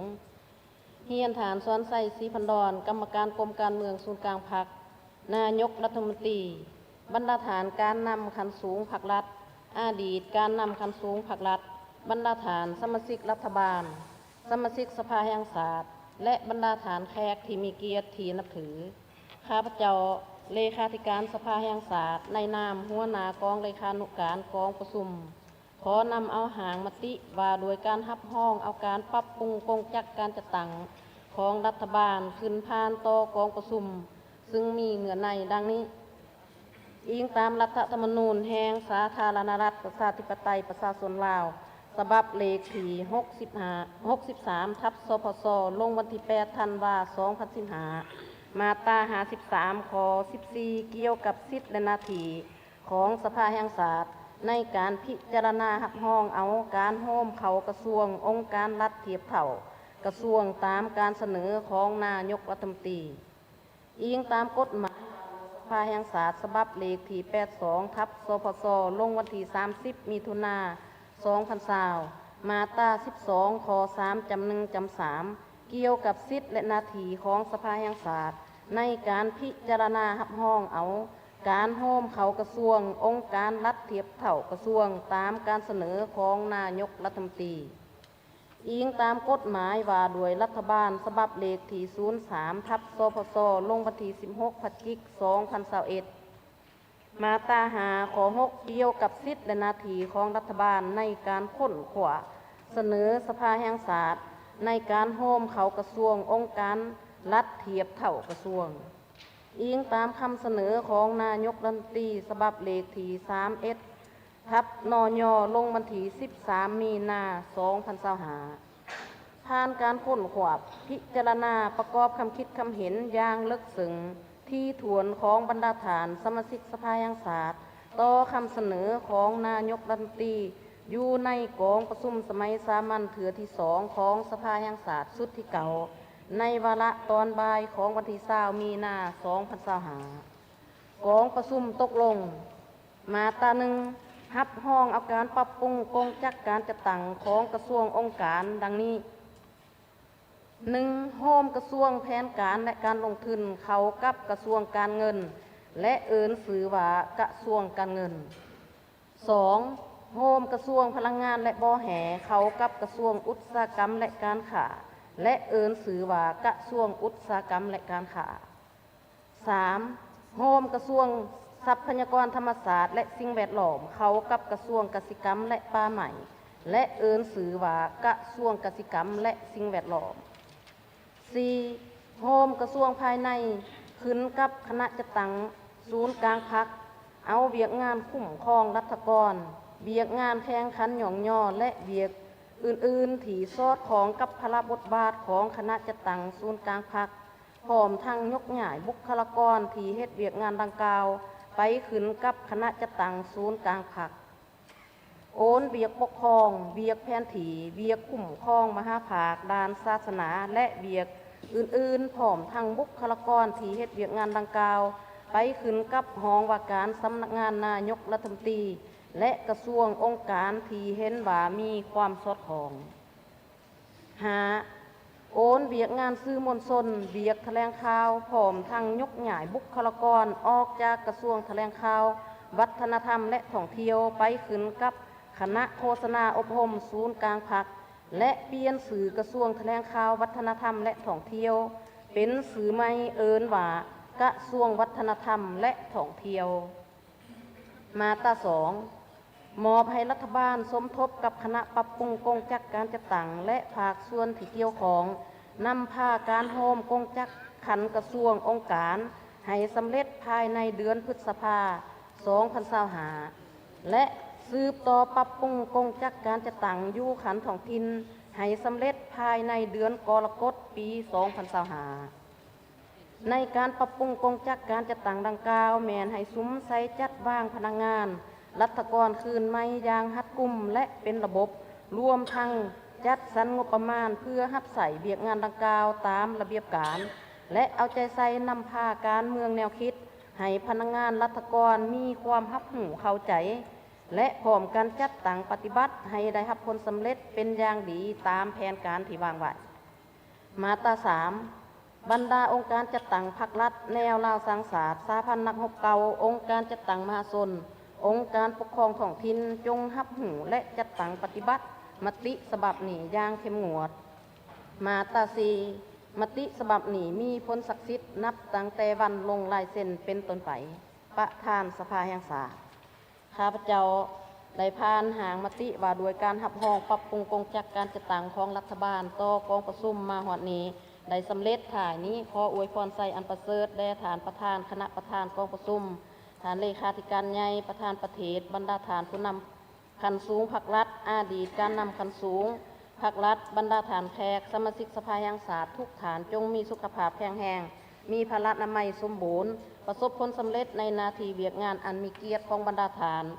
อวยพรแด่กองประชุมสมัยวิสามัญเถือที่2ของสภาแห่งชาติสุดที่เก่าจงบรรลุผลสำเร็จอย่างจบงามขอขอบใจ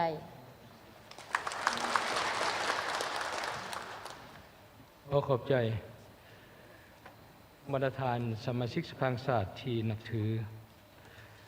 ก่อนที่บรรดาฐานจะลงคะแนนเสียงต่องานปรับปรุงกงจักรการจัดตั้งกระทรวงจำนวนหนึ่งตามคำเสนอของฐานนายกรัฐมนตรีนั้นข้าพเจ้าจะมีบางคำเห็นดังนี้กองประชุมสมัยวิสามัญของพวกเราเท่านี้มีความสำคัญที่สุดแต่ก็มีความหมายอย่างยิ่งในการจะพิจารณาห้องเอาการปรับปรุงกงจักรการจัดตั้งของกระทรวงการจำนวนหนึ่งอันนี้ก็เป็นการจัดตั้งภายในมติของกองประชุมมติของศูนย์กลางพรรคให้เป็นนิติกรรมของรัฐ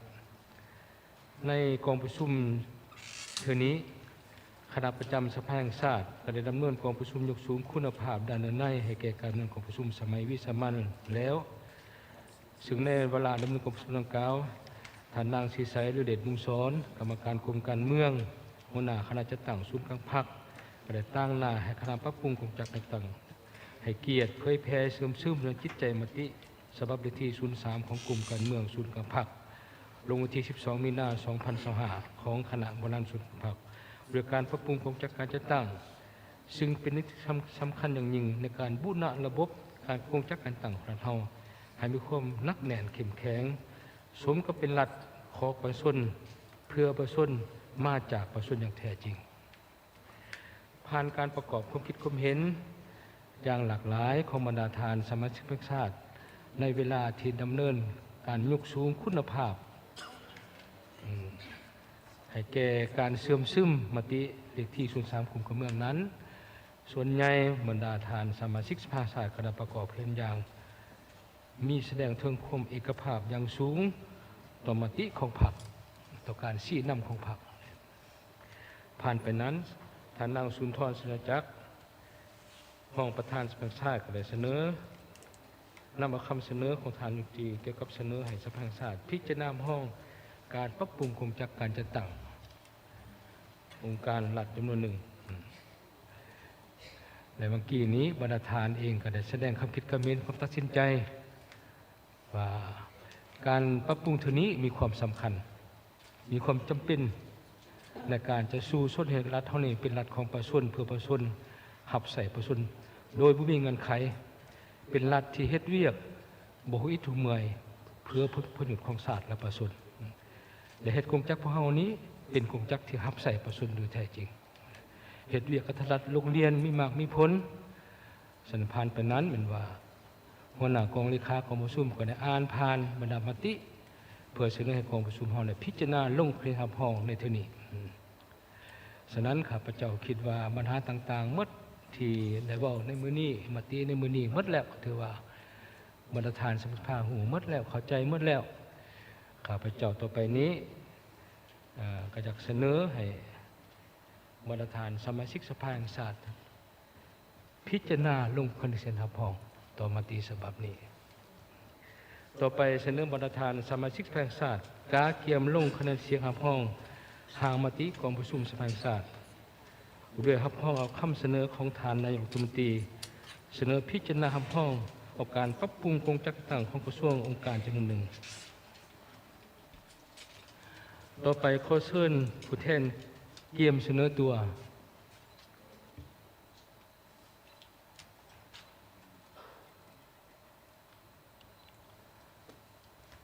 ลงคะแนนเสียง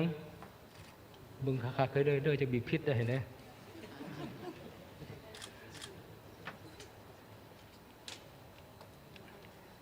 รวมคะแนนเสียง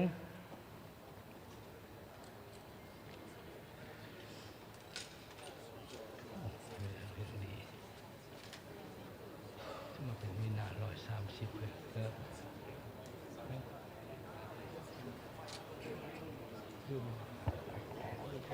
ขออนุญาตท่านประธานขอลงคะแนนเสียงขึ้นใหม่น้อยเอาขึ้นใหม่เอาบริวารเสนอตัวมาเอาต่อไปเขาเชิญประธานสมาชิกแห่งชาติเยี่ยมเสนอตัว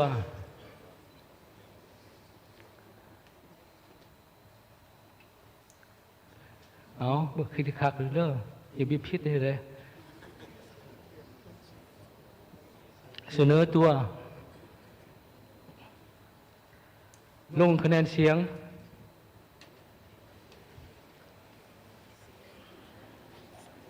รวมคะแนนเสียง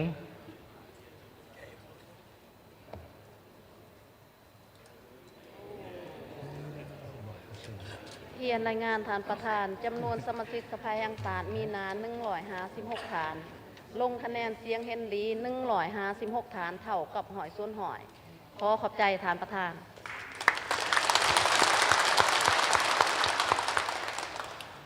โดยปฏิบัติตามรัฐธรรมนูญมาตรา58ในกฎหมายสภาแห่งชาติมาตรา65วรรค3กำหนดว่ามติของกองประชุมสภาแห่งชาติจะมีค่าในกฎหมายนี้นะครับคะแนนเสียงหลายกว่าครึ่งหนึ่งของจำนวนสมาชิกสภาที่ของกองประชุมถือว่ากองประชุมทำห้องเอามติของกองประชุมสภาแห่งชาติโดยการทำห้องคำเสนอของทานนายกรัฐมนตรีเสนอพิจารณาหับห้องการปรับปรุงกงจักรการต่างของกระทรวงองค์การจำนวนหนึ่งด้วยคะแนนเสียงเอกฉันท์จากว่า100%ได้สมาชิกสภาแห่งชาติมีหน้าทั้งหมด156ฐานเห็นดี156เท่ากับ100%ขอแสดงความตบมือชมเชย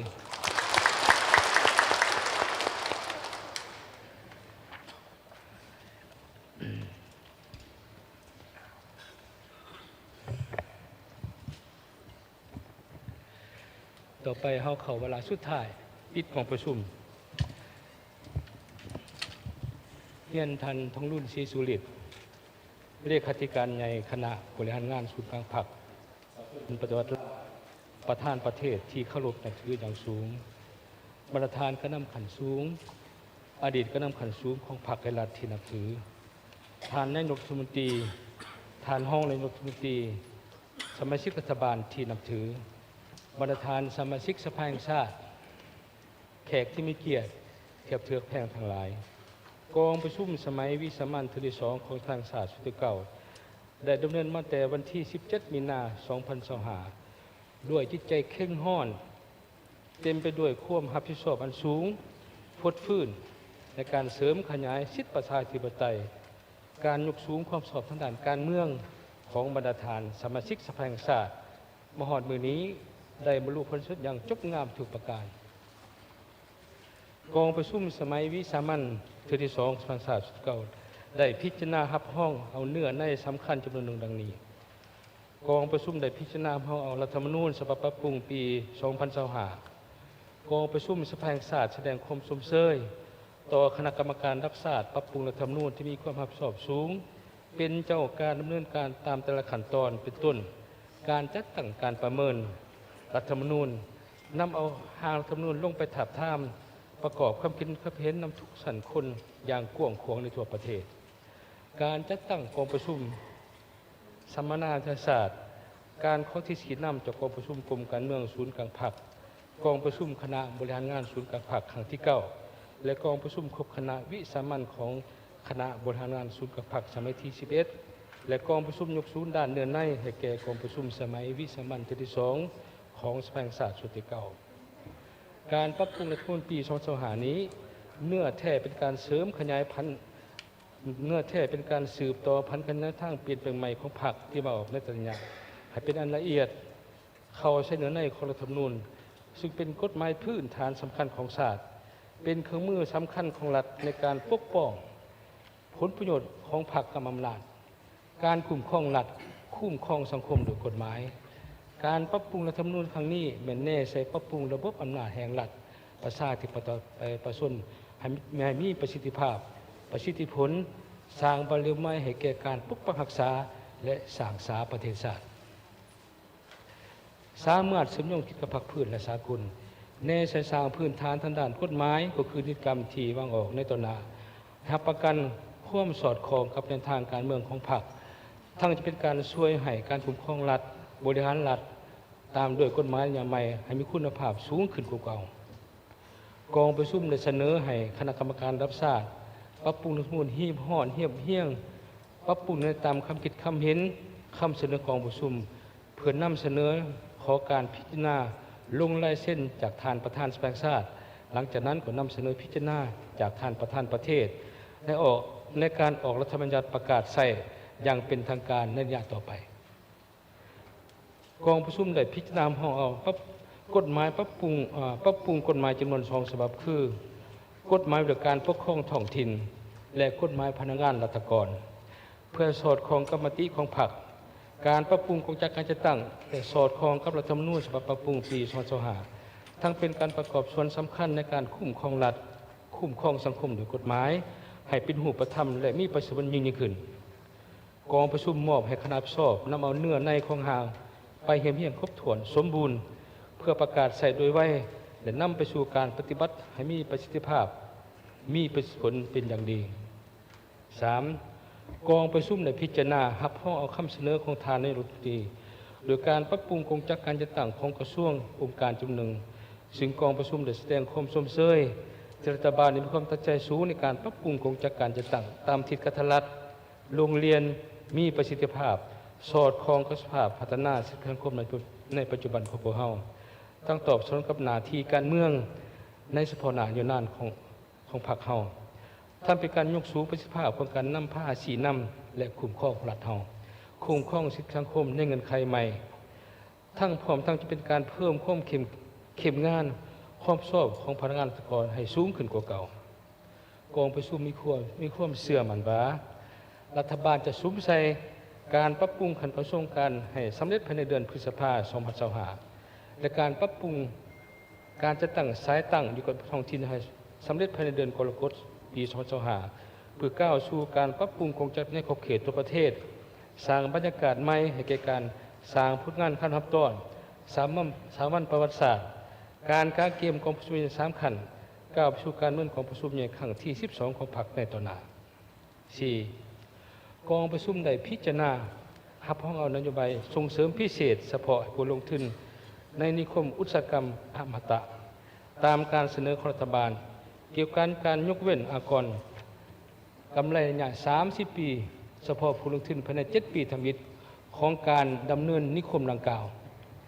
ที่จะลงทุนใน4กิจการส่งเสริมพิเศษคืออุตสาหกรรมผลิตประกอบเครื่องจักรอุปกรณ์รับใช้การเกษตรอุตสาหกรรมฝุ่นวิทยาศาสตร์เคมีการผลิตอาหารสัตว์ 2. อุตสาหกรรมผลิตแผงสิ้นส่วนพลังงานแสงอาทิตย์และพลังงานทดแทน 3. อุตสาหกรรมผลิตรถยนต์และอะไหล่ 4. อุตสาหกรรมผลิตอุปกรณ์ไฟฟ้าอิเล็กทรอนิกส์ผ่านการพิจารณาโดยเหตุและผลได้เห็นในความจำเป็นในการดึงดูดการลงทุนพัฒนาเขตทุรกันดารยุ่งยากพื้นฐานของรางยังไม่มีความสะดวกนั้นผู้แทนกองประชุมนิคมเห็นเอกภาพเห็นดีคำห้องเอานโยบายส่งเสริมพิเศษเฉพาะให้ผู้ลงทุนในนิคมอุตสาหกรรมอมตะซึ่งจะเป็นเงื่อนไขสำคัญในการส่งเสริมและดึงดูดการลงทุนของต่างประเทศซึ่งสอดคล้องกับทิศทางในการพัฒนาเศรษฐกิจเขตเศรษฐกิจของประเทศไทยสร้างการทันเปลี่ยนโครงประกอบเศรษฐกิจที่จะส่งเสริมการผลิตอุตสาหกรรมการผลิตส่งออกทดแทนการขุดค้นและขายทรัพยากรธรรมชาติดังที่ผ่านมาในปัจจุบันนี้กองประชุมเสนอให้รัฐบาลเอาใจใส่คุ้มครองเวียงงานนิคมอุตสาหกรรมดังกล่าวให้ปฏิบัติตามระเบียบการกฎหมายอย่างเข้มงวดสุกยั่วนักลงทุนมีการประกอบส่วนพัฒนาท้องถิ่นมีการถ่ายทอดบทเรียนเทคนิควิชาการให้แก่คนลาวมีการสร้างวิธีงานทำให้แก่ประชาชนทุกถิ่นมันหลายขึ้นบรรดาผู้นำภาครัฐบรรดาผู้แทนกองประชุมจากแพงนับถือผลสำเร็จของกองประชุมสมัยวิสามัญที่2 ทางศาสตร์สุดเก่านี้เป็นการพันขยายมติกองประชุมใหญ่ครั้งที่11ของพรรคแผนพัฒนาเศรษฐกิจสังคมแห่งชาติ5 ปีครั้งที่9เข้าสู่เวียงงานตัวจริงเป็นมรรคผลร่วมสู่สติปัญญาการแสดงออกถึงสิทธิประชาธิปไตยก็คือผลของการยกสูงความชอบทางด้านการเมืองของบรรดาท่านสมาชิกสภาแห่งชาติการตัดสินใจสูงของรัฐบาลองค์การเกี่ยวข้องที่มีความพยายามมีมาตรการตัวจริงในการแก้ไขความยุ่งยากทางด้านเศรษฐกิจการเงินให้ตกไปเถิดละก้าวมีการปรับปรุงบรรดาเอกสารที่สำคัญนับทั้งความตัดสินใจในการปรับปรุงกงจักรการจัดตั้งเพื่อสร้างให้มีการหันเปลี่ยนอย่างลึกซึ้งเพื่อสร้างความเชื่อมั่นของประชาชนต่อการนำพาของพรรคและรัฐในภารกิจปกปักรักษาและสร้างสาประเทศชาติให้มีความนับแน่นเข้มแข็งขึ้นเรื่อยๆกองประชุมสมัยวิสามัญที่2ของทางศาสตร์สุดเก่าถ้าผลสนจังจบงามก็ย้อนมีการชี้นำอย่างใกล้ชิดจากกรมการเมืองศูนย์กลางพรรคและคณะเลขาธิการศูนย์กลางพรรคย้อนความสอบสูงของรัฐบาลบรรดากระทรวงองค์การแขนงการเกี่ยวข้องที่การร่วมมือสนับสนุนอย่างกว้างขวางต่างนาคณะประจำสภาแห่งชาติสมาชิกสภาแห่งชาติขอแสดงความขอบใจเป็นอย่างสูงมายังกรมการเมืองศูนย์กลางพรรคและคณะเลขาธิการศูนย์กลางพรรคที่ย่ำได้ก็ให้การชี้นำอย่างใกล้ชิดต่อสภาแห่งชาติโดยตลอดมาขอแสดงความขอบใจเป็นอย่างสูงมายังการนำขันสูงของพรรคของรัฐอดีตก็นำขันสูงของพรรครัฐและก็นำศูนย์การและสังชาติสหพันธ์องค์การแห่งชาติลาวและองค์การจัดตั้งมาส่วนขันศูนย์กลางที่ให้เกียรติเข้าร่วมกองประชุมขอบใจมันยังประชาชนลาวบรรดาเผ่าอยู่ภายในและชาวลาวอยู่ต่างประเทศที่ได้ติดตามกองประชุมพลในครั้งนี้อย่างจดจ่อและทรงคำคิดคำเห็นที่มีประโยชน์อย่างยิ่งโดยผ่านโทรศัพท์สายด่วนมายังกองประชุมอย่างหลวงหลายขอแสดงความขอบใจต่อทุกภาคส่วนเกี่ยวข้องที่มีส่วนร่วมในผลสำเร็จของกองประชุมครั้งนี้เป็นต้นกองเลขากองประชุมที่จะใช้รับสอบเนื้อในเรียกบริหารพิธีการรอบด้านหรือความห่าวหันมีความประสบสูงขอขอบใจต่อกำลังป้องกันชาติป้องกันความสงบที่ได้ประกอบส่วนที่ได้กองประชุมมีความสงบปลอดภัยทุกประการและขอบใจต่อบรรดาองค์การสื่อมวลชนที่จะใช้เผยแพร่ผลการดำเนินกองประชุมสภาแห่งชาติให้สังคม ได้เข้าถึงติดตามอย่างต่อเนื่องกองประชุมมอบให้คณะประจำสภาแห่งชาติบรรดากรรมาธิการคณะเลขาธิการสภาแห่งชาติคณะสมาชิกสภาแห่งชาติประจำปีเลือกตั้งสมาชิกสภาแห่งชาติรัฐบาลองค์การเกี่ยวข้ององค์การปกครองท้องถิ่นและทุกภาคส่วนเกี่ยวข้องจะได้พันขยายมติกองประชุมสมัยวิสามันครั้งนี้เข้าในการปฏิบัติเป็นงานตัวจริงของแต่ละภาคส่วนให้นับผลสุดอย่างเป็นอย่างดีอีกทีหนึ่งในโอกาสวันสั่งต่างภาคประชาชนปฏิบัติลาวครบรอบ70 ปีวันที่22 มีนา1955หาวันที่2 มีนา2025ที่จะมาที่ใกล้จะมาถึงนี้ข้าพเจ้าขอต่างหน้าให้คณะประจำสภาแห่งชาติต่างหน้าให้สมาชิกสภาแห่งชาติและกองประชุมสภาแห่งชาติอวยพรใช้ประเสริฐเป็นยังสายเลขาธิการใหญ่คณะบริหารงานศูนย์กลางพรรคประธานประเทศจงมีสุขภาพเข้มแข็งมีความผาสุกในชีวิตส่วนตัวครอบครัวมีความเสร็จใหม่ใหญ่หลวงกว่าเก่าในการนำพาชนประชาติก้าวขึ้นอย่างบุญจังอวยพรบรรดาการนำขันสูงของพรรคไอรัฐคณะรัฐบาลอดีตการนำพรรคไอรัฐสมาชิกสภาแห่งชาติตลอดหอดพนักงานทหารตำรวจนับทั้งชาวลาวทั่วประเทศจงมีสุขภาพพลังสมบูรณ์มีความสุขในครอบครัวประสบความสำเร็จในชีวิตและการงานของตนในโอกาสที่มีอันสง่าราศีนี้ข้าพเจ้าในนามประธานกองประชุมขอประกาศปิดกองประชุมสมัยวิสามัญเทื่อที่2ของสภาแห่งชาติชุดที่9อย่างเป็นทางการนับแต่นี้เป็นต้นไปขอขอบใจ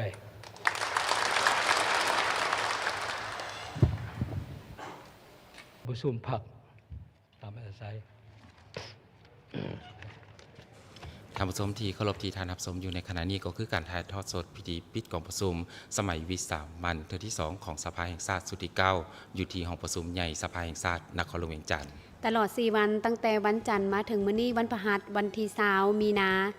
2025บรรยากาศโดยรวมแล้วบรรดาทานสมาชิกสภาแห่งชาติก็ได้สุ่มใส่พิจารณาและรับพ้องเอาหลายปัญหาที่มีความสำคัญและรีบด่วนในปัจจุบันนี้เพื่อให้สอดคล้องกับสภาพการเปลี่ยนแปลงของสังคมในปัจจุบันท่านผู้ชมและพวกเขาขอทบทวนคืนสำหรับมติที่ได้ถูกรับพ้องเป็นที่เรียบร้อยแล้วในนี้มีเกี่ยวกับการปรับปรุงรัฐธรรมนูญหรือว่ารัฐธรรมนูญฉบับปรับปรุงปี2025รับพ้องเอาการปรับปรุงกฎหมาย2ฉบับในนี้มีกฎหมายว่าด้วยการปกครองท้องถิ่นและกฎหมายว่าด้วยพนักงานราชการรับพ้องเอาเกี่ยวกับการค้นคว้าถึงนโยบายพิเศษในการส่งเสริมให้แก่ผู้พัฒนาและลงทุนในนิคมอุตสาหกรรมอมตะถือว่าได้รับพ้องเป็นที่เรียบร้อยแล้วและล่าสุดก็แม่นการรับพ้องเอาเกี่ยวกับกงจักรการจัดตั้งของรัฐบาลซึ่งเป็นการนำเสนอผ่านทางของทานนายกรัฐมนตรีและบรรดาทานนั้นก็ได้รับทราบไปพร้อมๆกันถือได้ว่าการโฮมเอาบรรดากระทรวงองค์การจำนวนหนึ่งเข้ากันการปรับปรุงในครั้งนี้บรรดาทานสมาชิกสภาแห่งชาติแม่นมีความเห็นดีแม่นห้อยส่วนห้อยหรือว่าทุกทานที่มินาเข้าร่วมในวันนี้สมาชิกสภาแห่งชาติได้ลงคะแนนเสียงรับพ้องเอาถือว่าเป็นผลสำเร็จอย่างหนึ่งสำหรับการดำเนินกองประชุมในครั้งนี้และพร้อมเดียวกันนั้นก็ขอให้พวกเขานั้นได้ติดตามอีกตื่มสำหรับการยกย้ายแล้วก็การปรับเปลี่ยนถือว่าเป็นการปรับเปลี่ยนกงจักรขนาดใหญ่ของพวกเขาแล้วก็เพื่อการพัฒนาประเทศฉะนั้นก็ขอให้ทุกคนนั้นได้พร้อมกันติดตามตื่มอีกเนาะสำหรับการว่าการซับซ้อนขึ้นใหม่แล้วก็การยกย้ายไปแต่ละบอนแล้วก็การร่วมเข้ากันของกระทรวงเจ้าท่านทุกท่านเราสามารถติดตามรับชมได้รายละเอียดต่างๆของวาระการดำเนินกองประชุมสมัยวิสามัญเทื่อที่2ของสภาแห่งชาติสุดที่9ครั้งนี้ผ่านทางแอปลาวหน้าของสภาแห่งชาติและการถ่ายทอดสดของพวกเราดำเนินมอนี้ก็สิ้นสุดลงเพียงเท่านี้ขอบใจผู้สนับสนุนในการถ่ายทอดสดครั้งนี้ก็คือบริษัทดาวเทียมลาวเอเชียแปซิฟิกที่สนองสัญญาณดาวเทียมและโครงการสื่อสารรับใช้การนำภาครัฐบริหารสนองสายใยแก้วในการถ่ายทอดสดครั้งนี้ขอบใจทุกท่านที่ให้เกียรติติดตามรับชมการถ่ายทอดสดด้วยดีเสมอมาผิดพลาดประการใดข้าพเจ้าทั้งสองพร้อมด้วยทีมงานถ่ายทอดสดขออภัยณที่นี้มื้อนี้ข้าพเจ้าเพชรอุดมสุขันโทพร้อมด้วยสุนิตาพิมพ์มาสอนลาทำชมไปก่อนพบกันใหม่โอกาสหน้าต่อไปเส้นทางที่ตามรับชมรายการปกติจากทางสถานีสบายดีสบายดีโดยประชาชนเพื่อประชาชนสิทธิและหน้าที่เกิดไว้